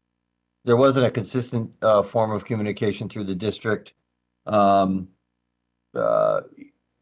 would say that each department, each school, and then when something happened that required a set of communications or a series of communications, it was one of the folks in central office working directly, say, with the school, if something like that happened. It just seems though in a tight budget year, one where I think this is the highest dollar amount that we've ever gone up by $10 million in a budget. And I don't think there's really that close on that. That, you know, one of the things in central administration, that might be a position to look to have others do. I mean, I understand what you said, and we'd asked you about it last year because the number actually doubled from what was Right. it was supposed to be budgeted. It close to budget. I'm not going to double, close to double, not exactly. It was $60,000 and we spent $111,000 close. But how are you doing with that number this year? So last year we budgeted $60,000 again. Where do we stand with how much money we've spent to date on that position, since it's not a salary position, it's an hourly position, right? It's a salary position. Last year, because of the demands on the time, we began to move to a salary because the person in the position was essentially working full-time and even sometimes over the weekend. So we didn't, you know, I think all the building principals, central office administrators, they worked beyond their normal hours, but they weren't essentially doubling their hours. And this person was doubling their hours last year. Well, it just seems like, number one, if it's going to be a director level position, it's odd that somebody would be an hourly employee. It's kind of stands out a little bit. A director level employee is normally a salaried employee. Yeah. Number one. Number two, I look at what the town itself had to deal with COVID, had to deal with the health department. You know, there was a lot of communications from the town of Fairfield, a lot. And they have to deal with storms, hurricanes, you know, wind events, you know, snow events, whatever. And we don't have a communications director. We have something called Code Red, and it doesn't involve another employee or even a director's level position. And I can't understand why you guys can't make that work. Can you explain that? Yeah, I think that. Mr. Cummings, can I just jump in for a second? I don't think you're really comparing apples to apples in terms of just organizations. What the communications the town needs to get out and the communications that a school district needs to get out. You know, especially during the pandemic, you know, we were dealing with changes in schedules, different health metrics on a daily basis. Well, maybe not a daily basis, but it seemed like that at times. So I would just, you know, not necessarily make comparisons of the two, because I don't think they're equal. You're not comparing apples to apples. I would also suggest that there's a lot of things that you're not having to communicate that the town's having to communicate on a consistent basis. And I could actually argue the other side of that as well. I mean, you have a population. The town has 61,000 people to communicate to. So I just think that the district has survived all these years without a communications director. I can't understand why the employees that are currently there can't communicate with the 14,000 people that they need to communicate with. And then for it to go up from $60,000 and have it go up to $111,000, I think was egregious. I'm just telling you that. And so I want to get an update of where we stand with how much has been spent as of today to kind of predict next year. Ms. Laborious available to give that number? I don't know if we have it or if we have to get it for you. I don't know. I'm looking for it. Yeah, we'll have to get it. We have an estimate on that line, but I'll have to verify the total expended to date and then the projected remaining balance, Mr. Walsh. Think it's going to be going over Over the $60,000 budget for the fiscal year 22 budget? The estimated amount was slightly over the budget, but we'll get you those numbers, not in an estimate, but actuals. I will say, Mr. Walsh, that the hours for the position have returned to the budgeted amount. Okay. It just seems like even if you kept the position, this position should be a salaried position.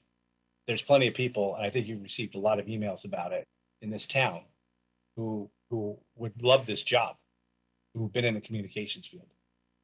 And they're not going to charge with your overtime that was needed, almost 120 grand. Okay.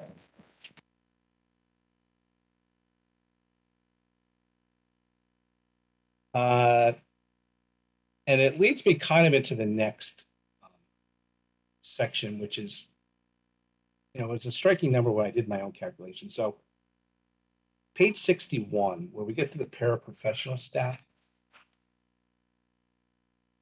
And I know there's all sorts of discussions out there about whether we pay our paraprofessionals enough, and I'm not going to get into all that, but I did the calculation based on how many we have, and it seems to, just a quick calculation, that the average salary is $21,368. And if I compare that against the paraprofessionals that on the cut list for the kindergarten, cutting the communications person, you could pay for basically 3 paraprofessionals.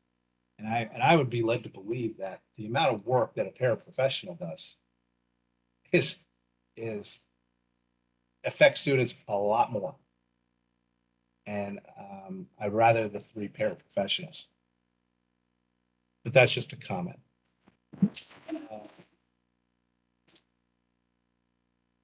In regards to the capital area, can you explain to me the dramatic increase in capital? I might have missed that during your presentation.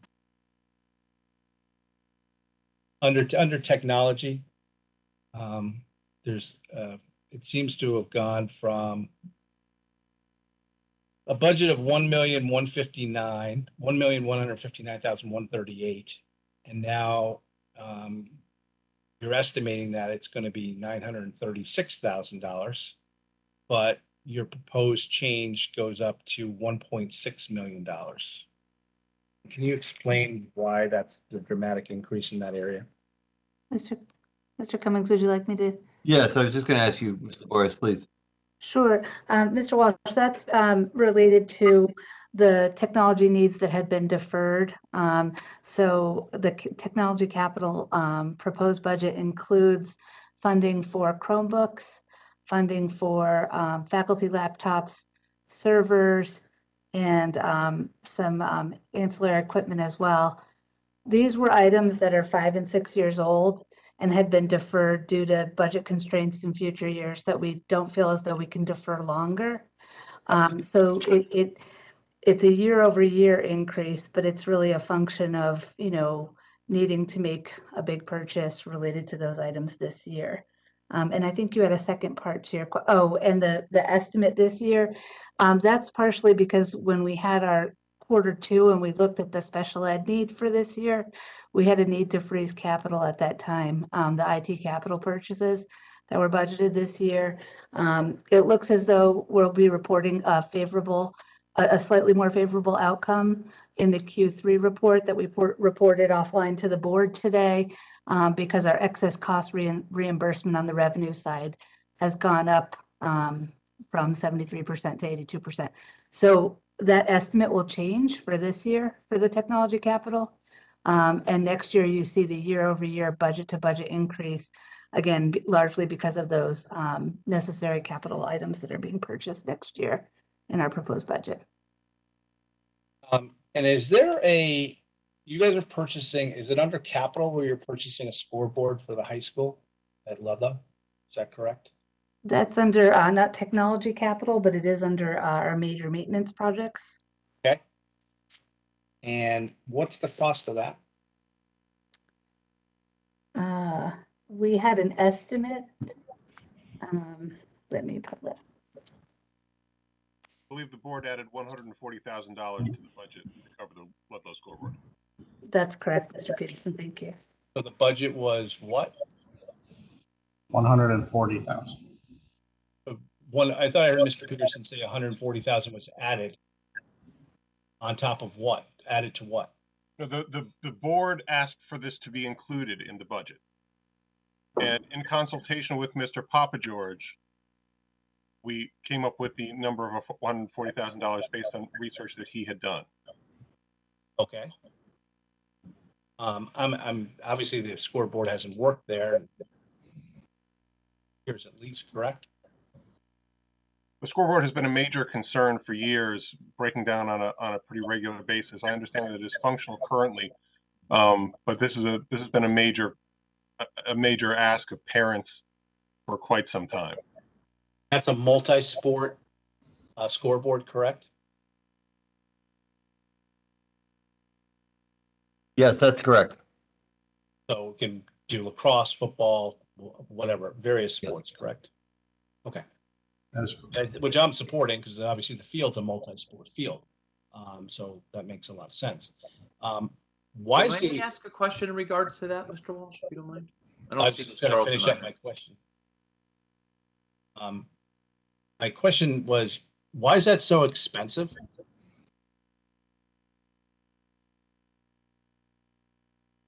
Would you like me to take that? Yeah. So the 140,000, we worked with a few different vendors, and we were able to come up with what we felt was a comfortable number to ask for this project.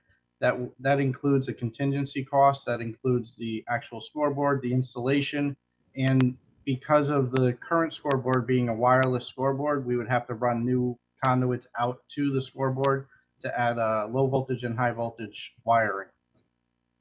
Is this similar to the scoreboard that's at Andrew Ward High School? It is not. This is a fully digital scoreboard, so it would be different than the one at Andrew Ward. It was presented to us by the ADs as the way the industry seems to be streaming at this point.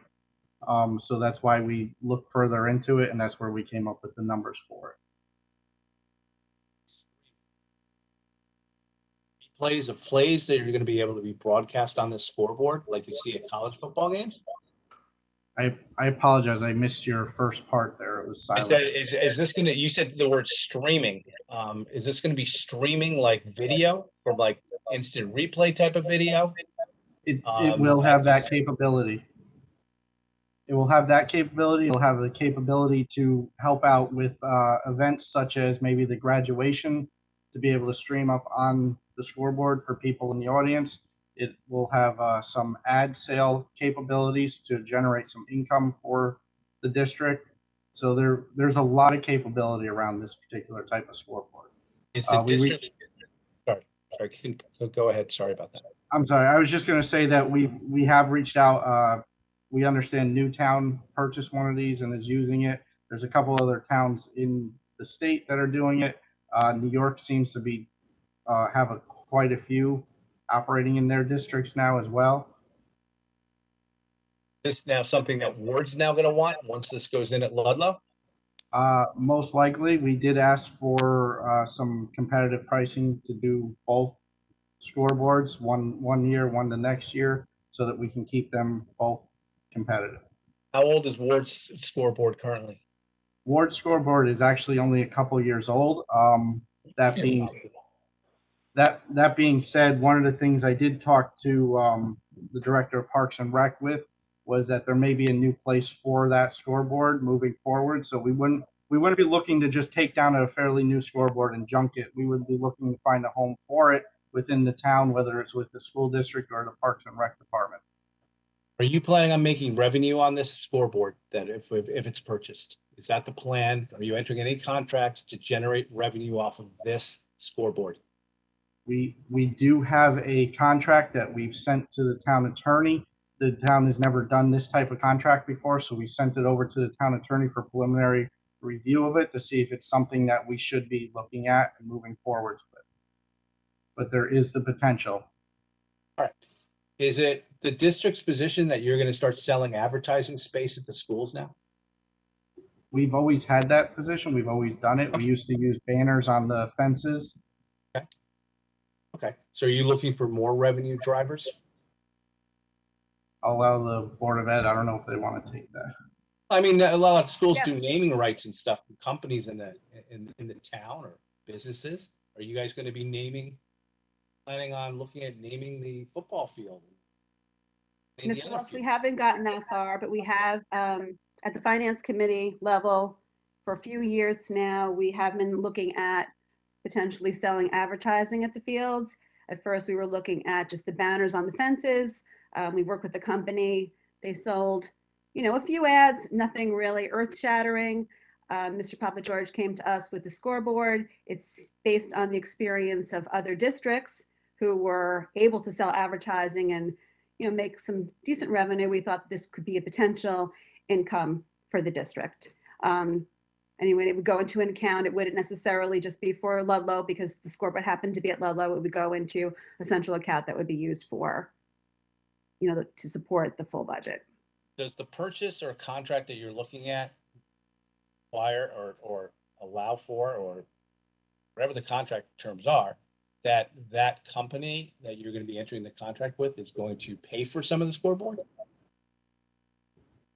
Absolutely. So the number in the budget that we put in the budget is only actually a percentage of the total cost of purchasing this particular type of scoreboard. So the $140,000 is only a portion of it. Correct. Wow. How much does the scoreboard cost? It's 140,000. I thought was a lot. So 240. We have not yet bid for this. This is just a quote and a presented amount. So because it's still an item in the budget, we haven't gone out, for a formal process with this. So these okay, are quotes. Okay, so Ms. Laborious, what you're saying is you'll take this to a formal request for proposals, right? And you'll let various vendors bid on it, right? So it's an open marketplace and we can get the best deal for the town.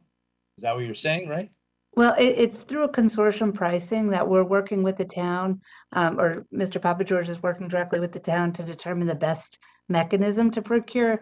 We do have quotes for someone that we believe gives good price, but I just want to make since this is public right now that's not necessarily the vendor that will be the ultimate one that's chosen for this project.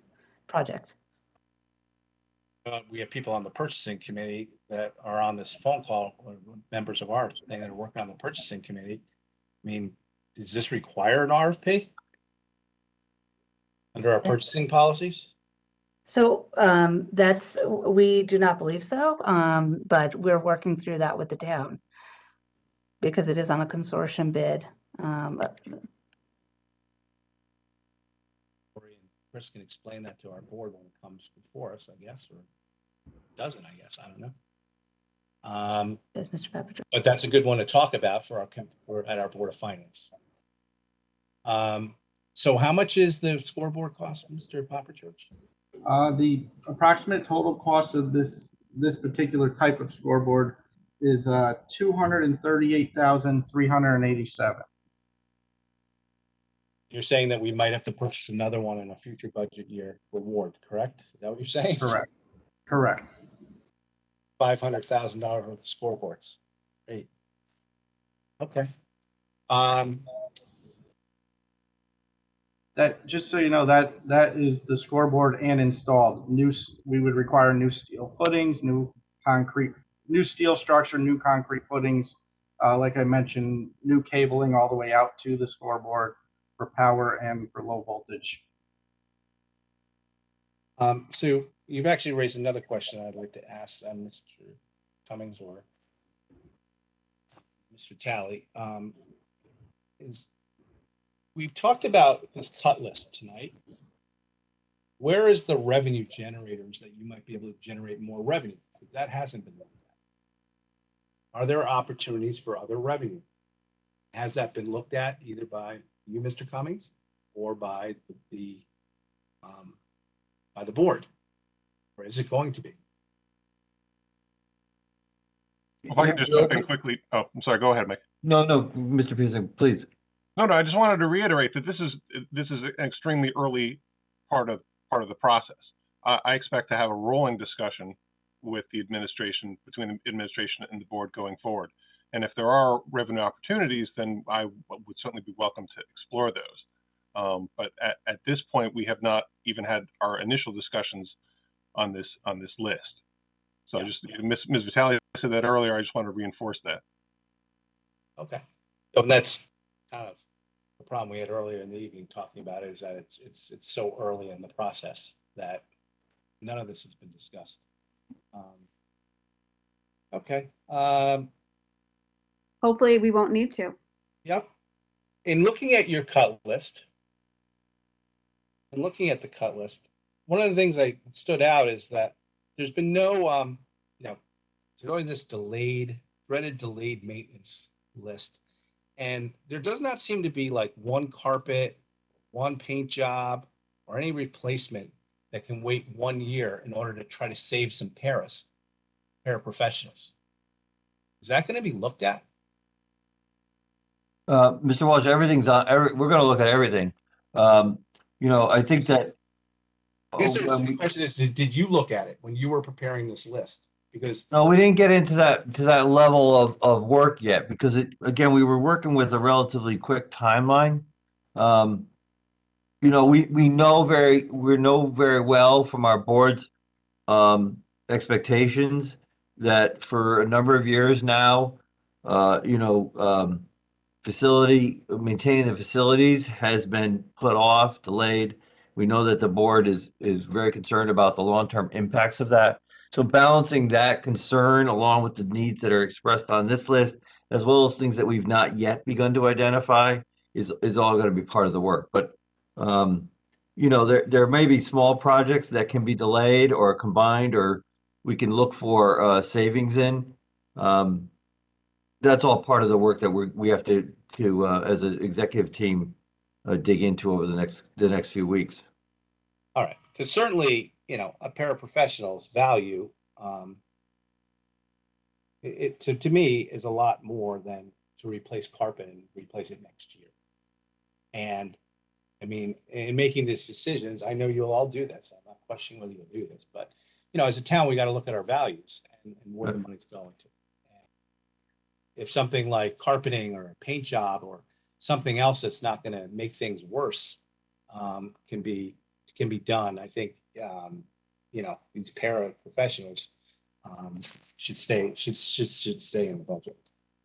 And then one other question that I came across, I guess, when we were talking about this cut list is on number 5, the consolidating grade 7 and 8.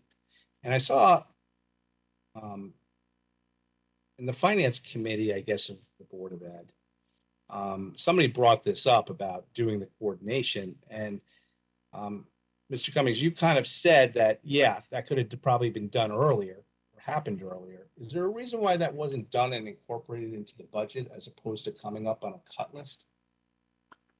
I would say that two things. One is that, it's really one combined thing. We're very mindful of the importance of the middle school team structure and the value that it brings to the middle school. I mean, we have middle schools, not junior highs, because of the team structure. Mm-hmm. That essentially was it. But as we looked more closely at this year's budget development, we were willing to take on the 6th grade challenge of that because of the overall increase. We did not at the time want to extend that into 7th and 8th grade. We knew that by asking for a reduction of one team in 6th grade this year, that would continue up, that next year it would be 7th and the following year 8th. But we were trying to be mindful of balancing the needs of the budget increase or the budget overall with the academic needs of the school. So as we get to a place where we have to make some further cuts, this becomes a, you know, a place of, an item that becomes more viable for that reason. For the need, the viable for the reason to make a cut. I guess my last question is, Mr. Vitale, when are you guys going to start working on this cut list yourselves at the board level? Is it going to be before we vote or after we vote? It Like, is when's most, the board going to do their work on this? it is most likely going to be after you vote, so we know what the cut will be.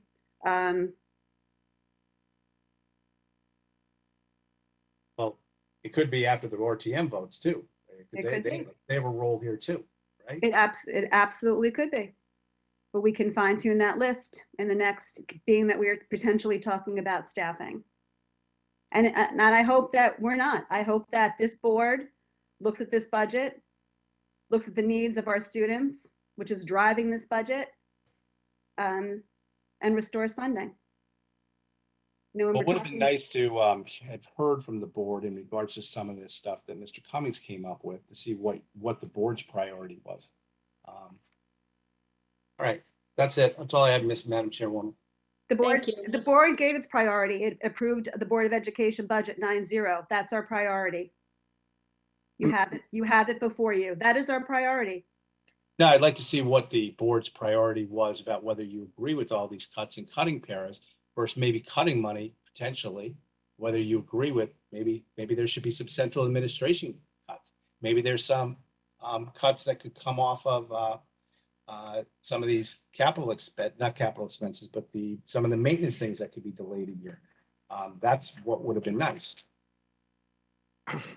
And those discussions, you know, if our budget is reduced, if the reduction stands, then those discussions will be had. But I in listening to feedback from this board, from feedback from the Board of Selectmen, that there seems to be an appetite for long-term structural change that is going to be a savings year after year.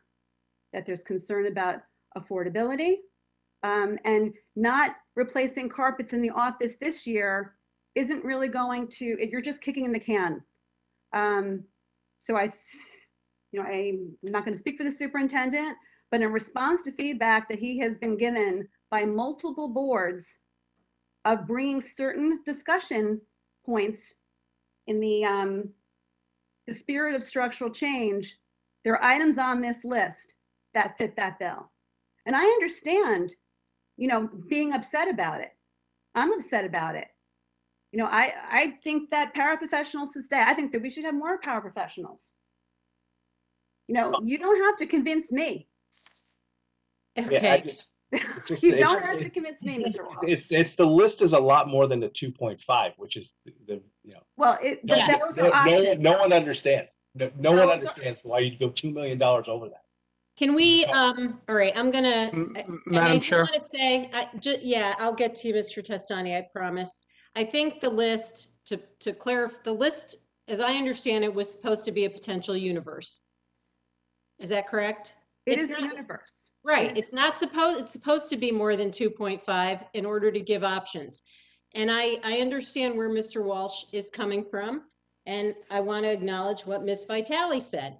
You can cut a scoreboard, that's not structural change. So it kind of depends what everyone's looking for. What I think is also probably appropriate to, if you're going to vet that list anymore, you know, as people want to see I know you're not going to come up with a final anything because you can't until you know what your budget number is. However, I think that if you're going to continue to vet that list, you should probably also make it comprehensive with risks to the budget, because there's probably some legitimate things that can be looked at to be removed. But, you know, we talked about health insurance. We talked briefly about other things like fuel costs, et cetera. You know, there are going to be things like that in the budget too. So, you know, I noted a couple of things mentally as people were talking, but you know, things go both ways in a budget. We see that happen on the town side. We see it happen in your budget. Things offset each other. So I would just caution, you know, given that these numbers were developed in many cases months ago, make sure you're addressing both sides of the equation. And, you know, I think your point about structural change versus one time is the right one, because I don't know what that means other than programs and staffing and class sizes and things like that, or buildings. So I'm sorry, Mr. Testani, I didn't mean to cut you off. Thank you, Madam Chair. Actually, it was sort of along the same vein of with regard to what you're talking about. But before I get into the list and what was written, what wasn't, I do have a comment / question on the scoreboard. We could go back there just for 1 second. We don't have to look at numbers or anything. I just know from my own experience in the town of Trumbull that it was at the time a brand new scoreboard that in my role at the time as well on their town council, which would be our RTM, we voted for a scoreboard with the understanding that it would in fact generate revenue. And it did in fact generate revenue relatively quickly through corporate, what was deemed to be field purchase signs. So a corporation, let's say Mr. Walsh, would have their logo, let's say, on a field sign and pay a certain amount of money for it. And the scoreboard, again, in that one town became a revenue generator at the local high school. So it certainly can be done, and to a point where it could make money relatively quickly.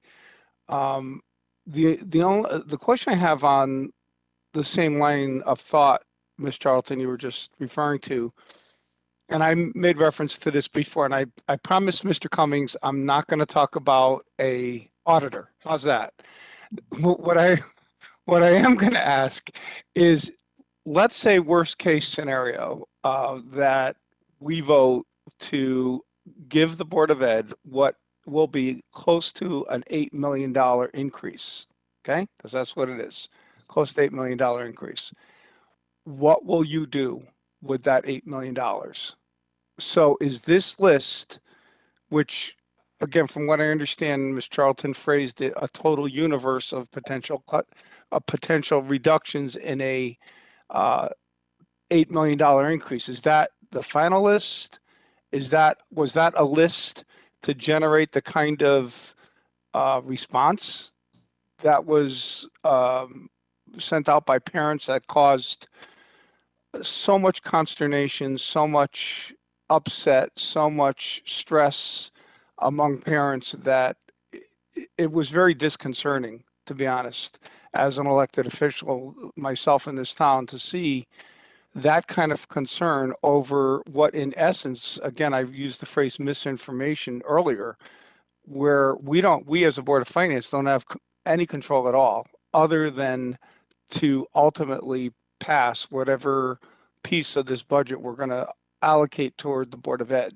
So will the parents be communicated back that it's not the Board of Finance's decision what gets cut out of a potential increase, and B, what you would do with an approval, let's say, of $8 million to an increase of your budget? Thank you. Mr. Testani, I think that, the initiatives are in the budget. I mean, the majority of these initiatives will be moving forward. I can't answer what adjustments would be made, because that would be a decision of the full Board of Education. We would continue to grow the list. Mr. Cummings gave a starting point. In terms of engaging the public, the Board of Ed is having a town hall meeting on the 23rd.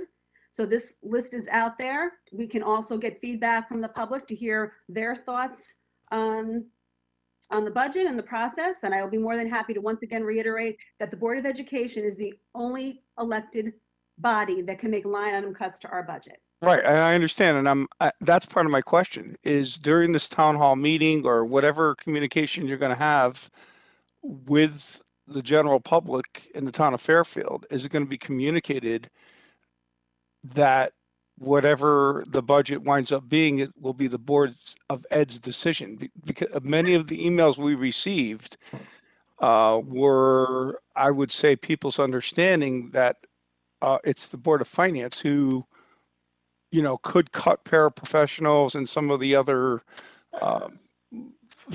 items we talked about earlier in the evening. Well, Mr. Teston, I think as more members of the public become engaged, part of the reason why the Board of Ed has a town hall is to engage the public and also to educate them on the process. I mean, I think there is, unless you're in the weeds with it, you may not necessarily understand the approval process and, what board can add money, what board can take away. Right. And I would be happy to share that. I mean, I share it with parents, when I speak to them, that you are allocating a dollar amount. And it's Right. the And Board of Education's responsibility to, in consultation with the superintendent, to decide how that reduction, if it happens, is going to play out. right. And perhaps just an idea that the public be communicated with, like it had been erroneously communicated with, about the budget process through the email and through that list. Maybe a follow-up email with an equally, purposely driven directive like this past one, saying that the Board of Ed received whatever the final number is, let's say it's $8 million increase, and what you're going to do with it, and that you make the decisions, unlike the email that had already been generated to the public. Well, the email to the public is really that. Can I just ask? Point of order. Enough of this nonsense. The email didn't say what you're saying, Mr. Teston. Yes, it did, John, and I'm entitled to my opinion, just like you are. I didn't interrupt you, did I, John? I didn't interrupt you, did I, John? Hey, can I just, Mr. Mottola? We have a chairman to address your point of order, John. I'm not going to knock it off unless the chairman tells me to, John. Why don't you knock it off? I'm entitled to my opinion. Gentlemen, please. Why don't we leave it here? Ms. Vitale, March 23rd, you're having, is that March 23rd you said? March 23rd, the Board of Ed is having our town hall. And at that town hall, you will address, I know your goal is to help vet these issues, educate the public. I'm sure you will be addressing Mr. Testani's concern that people understand where the power to make these line item cuts resides, and that's with the Board of Education. Exactly.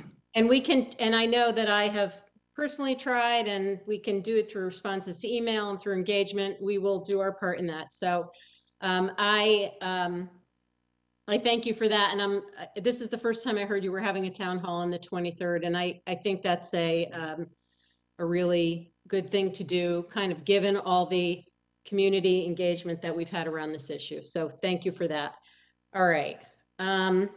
Do we have any more questions on the budget? We have a couple of other small departments to cover here, but before we get to those, any other questions from the board? Okay. Terrific. Wait, I'm sorry. Is that, oh no. Kevin, I can't tell whether you have your arm up or not. Since you called on me, you don't have to. I'm just no, I favor brevity. Maybe not everyone got the hit list with the email that it was attached to. The email that it attached to said, here's a list of things we could cut. It's more than the $2.5 million. It was very clear. Okay, so let's not cast aspersions on Mr. Cummings' motive. If you got the whole thing, it was entirely clear. That's all. Yeah, and I think that's right. I also listened to the Board of Ed meeting where Mr. Cummings discussed this, and I thought it was exceedingly clear personally. The problem, as you know, is that pieces of information get out there on social media and it generates some misunderstanding. And so I'm glad to hear there'll be a town hall meeting. Okay. If I can, I'd like to move to the next item on the agenda, which is Department 11030, Health and Welfare Services, and that's on that's in your regular budget book on page 113. It's a relatively,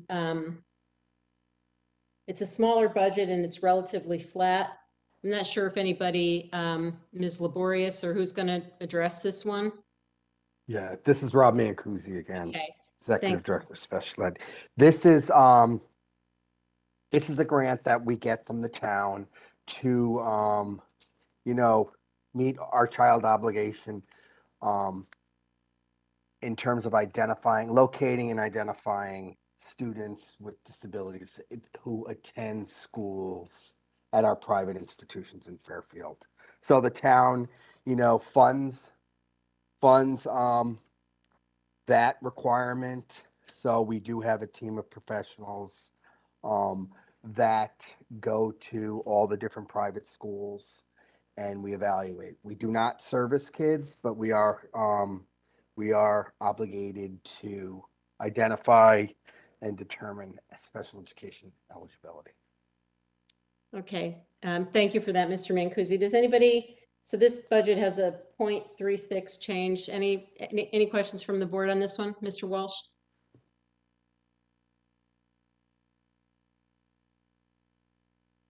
Hi, Mr. Mancusi. What's the state law on that? I mean, you don't have to service them, you just have to identify them? Yes, we have to identify students in our students who attend private schools within, the town limits of the town of Fairfield. The IDEA requires that we have to locate them, identify them, but we don't service them. If they want to be serviced or if they want to accept an IEP, they would return to their home district for those services.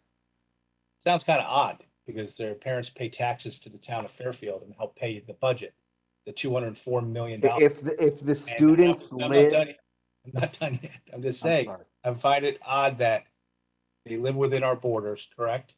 You identify them and they're not allowed taxpayers paid services that they paid into.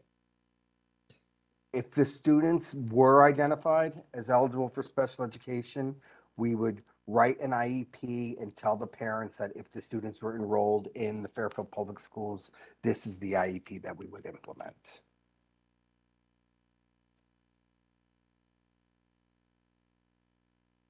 Almost forces them to come in back into the school system. Correct? I'm sorry. It almost forces them to come back into the school Oh. system. To get any type of services that they paid for with their tax dollar. Correct? To receive an IEP, they would have to return to the public school system. Yes. But you'll do an IEP, you just won't give them the services for it. We do, as part of the IDEA funding that we receive as part of our grant, there is something called a proportionate share that we have to set aside. So we do provide support to identified students who attend one of our private schools. We consult with all of our directors from our private institutions on how to spend that money.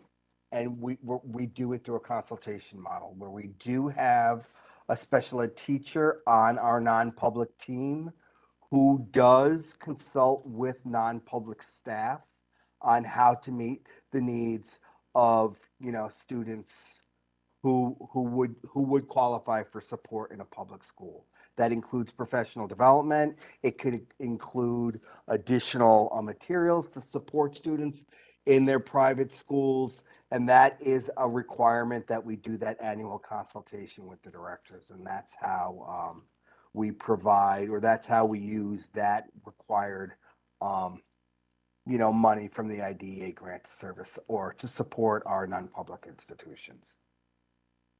The increase at only 0.36 when some of these people are probably under contract, right? Union contracts. And, with being on some of the negotiating committees, I know what those people have gotten for raises. So how is it kept at 0.36? Because it'd be great if you could pull that trick in the rest of the budget.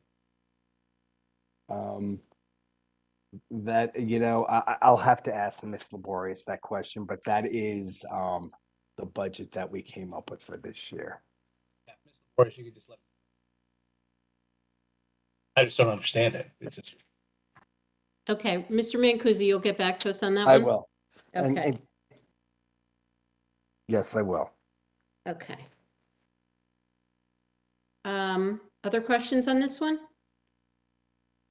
Okay. All right, so the last one is Department 2501, that's on page 112 of the regular budget book. And who is going to address this one? I apologize, Ms. Charlton. I don't have the regular budget book. Is that the transportation? Yeah, I'm sorry. It's private school bus transportation. Sure. Sure. So there's an increase to the budget for private school bus transportation, and it's due to three main reasons. One is the rate, which increases by 2.5% annually per contract. The other is fuel. As discussed, we're anticipating a rise in cost in fuel from last year, from this current year to next year. And the third is an increase in the number of runs that are being utilized for the non-public schools.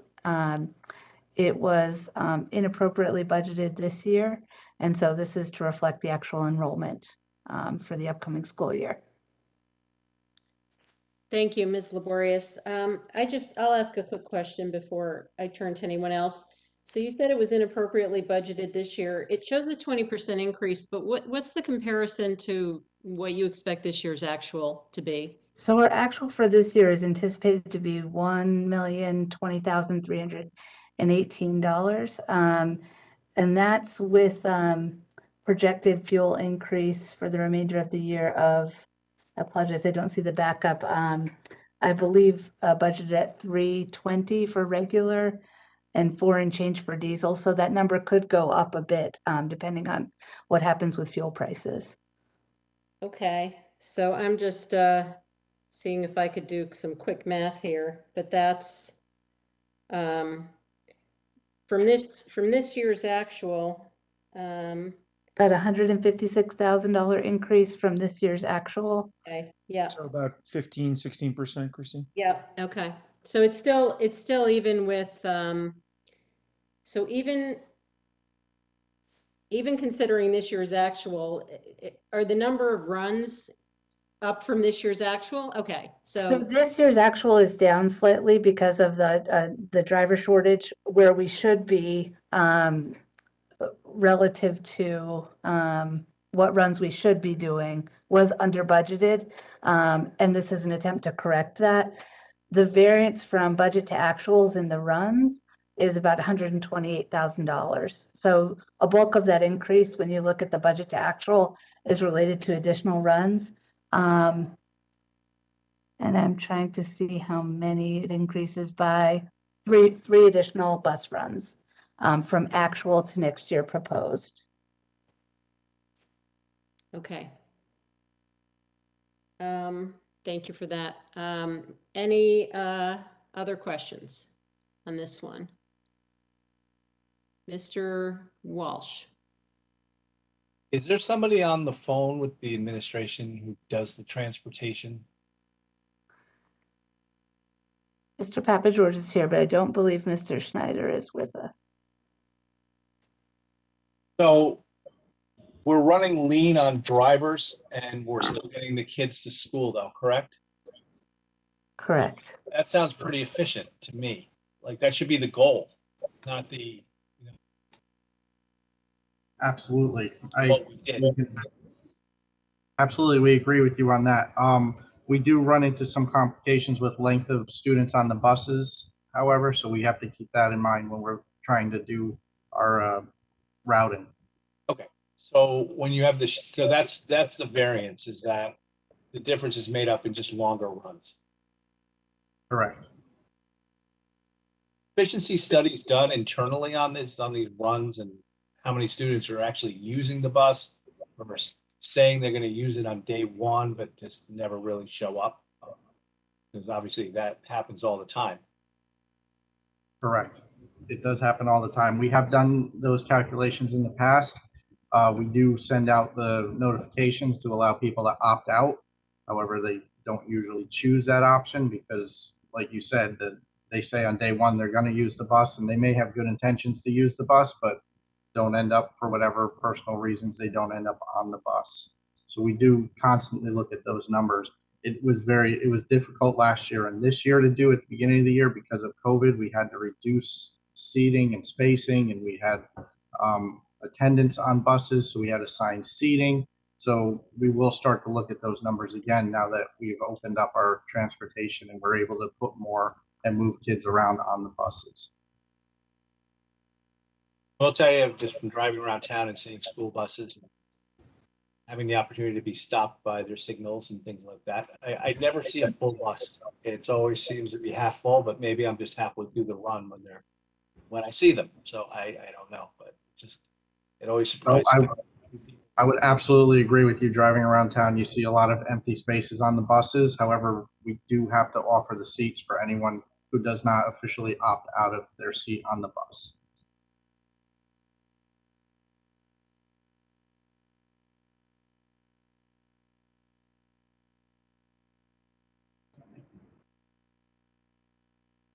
Okay, thank you. Mr. Walsh, do you have your answer there or do you have a follow-up?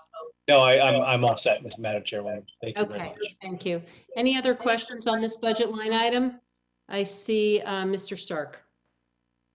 When you put the word contract out there, it makes us feel like we're already locked into something. So I'd just like to know if we were to cut that top line of the budget request by some part of that requested $157,000 increase, what kind of contractual trouble would that put you in?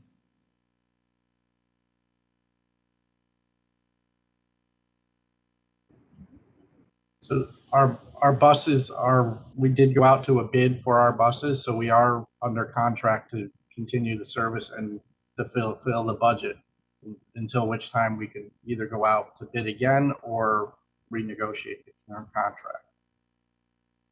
I'll just add, we are fortunate in that we're in our, I believe, second or third year, Mr. Papa George. Those that are going out to bid now are seeing really much higher prices. So we're fortunate in that respect. And we do have a 2.5% increase, but we do set the number of buses new every start of year. So we will be looking at, we have been looking at very carefully what our needs are for the upcoming school year. Okay, thank you.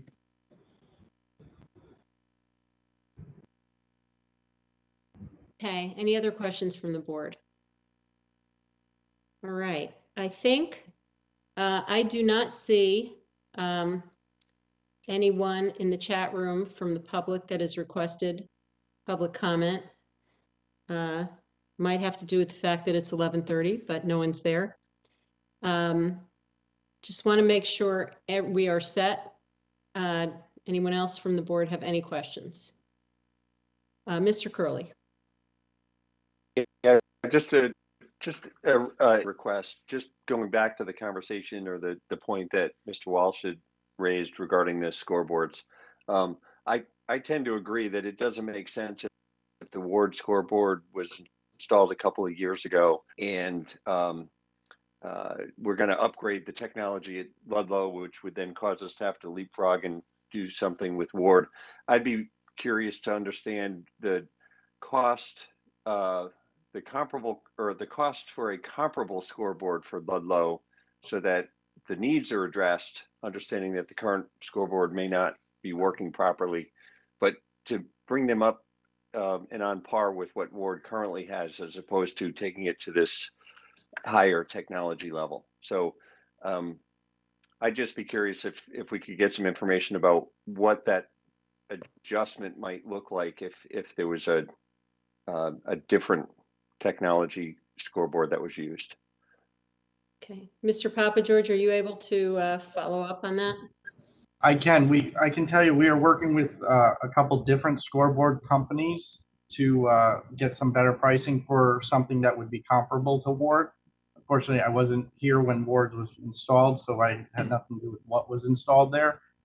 That being said, we're fairly comfortable, even though we're working to get better numbers, that the budget number for the Ward, for the Ludlow scoreboard, would be comparable if we did a non-ad scoreboard and we did something comparable to Ward at Ludlow. That number would probably stand fairly close to what it is in the budget now. As I said, the budget number in there is only a percentage of what the fully digital scoreboard would be. So can I just, so what you're saying is that the scoreboard that's contemplated in the budget is a higher cost, but it's offset by potential revenue, so it makes it effectively a similar cost to getting a lower level scoreboard of the type that Ward has. Is that Correct. right? Okay, got it. One follow-up to that is the reason we would be paying less due to the fact that the revenue rated is not coming to the town? Is that going to the scoreboard company? So preliminary, and I can't really give detail because it is a contract that they're looking at, is the scoreboard manufacturer works directly with an ad sales company. So technically we buy the scoreboard from the ad sale company, or we pay the portion to the ad sale company, and they would purchase the rest of the scoreboard from the manufacturer, have it installed and ready to work for us.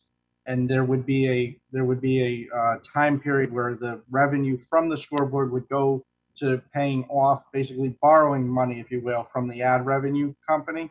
Once we've reached the amount that we've agreed upon as the payoff amount, then it becomes a profit share. The scoreboard becomes a profit share with us and the ad sales. So they actually go out, they sell the ads, they solicit the customers, and they do all that legwork. They also do the design work and the layout work to put the actual ads on the scoreboard and the fence and wherever else we choose to allow advertising to go.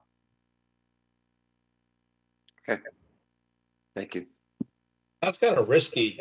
We're kind of in bed with these advertisers, and if they do something that we don't like, we're broadcasting their ad. Absolutely. So one of the things we made sure was in the ad is that the Board of Ed has the final say on anything that would be advertised on the scoreboard. In addition, there's also state law as to what can be advertised to children. So we have that in our defense as well. So we have two things that we have to look at: is does the ad meet state law, and are we comfortable putting it up? So those are the two things. I can tell you Newtown and Danbury are two districts that are currently using the same company we've been in talks with, and they have yet to have reported any problems with the ad sales. Okay. Thank you, Mr. Papa George. All right. Well, it's been a long evening, and I want to sincerely thank Mr. Cummings and his staff and the Board of Ed reps, Christine, Jeff, for hanging in with us. We appreciate it, and I hope the questions are taken in the spirit in which they're intended. I think everyone's just trying to understand this budget, so thank you for all the data and all the information. If anyone on the board thinks of some follow-ups later, happy to funnel them through. All right, with that, I will take a motion to adjourn. Mr. DeWitt, seconded by Ms. Marmion. All in favor? All right. Good night, everyone. Have a good night, everybody. Thank you very much.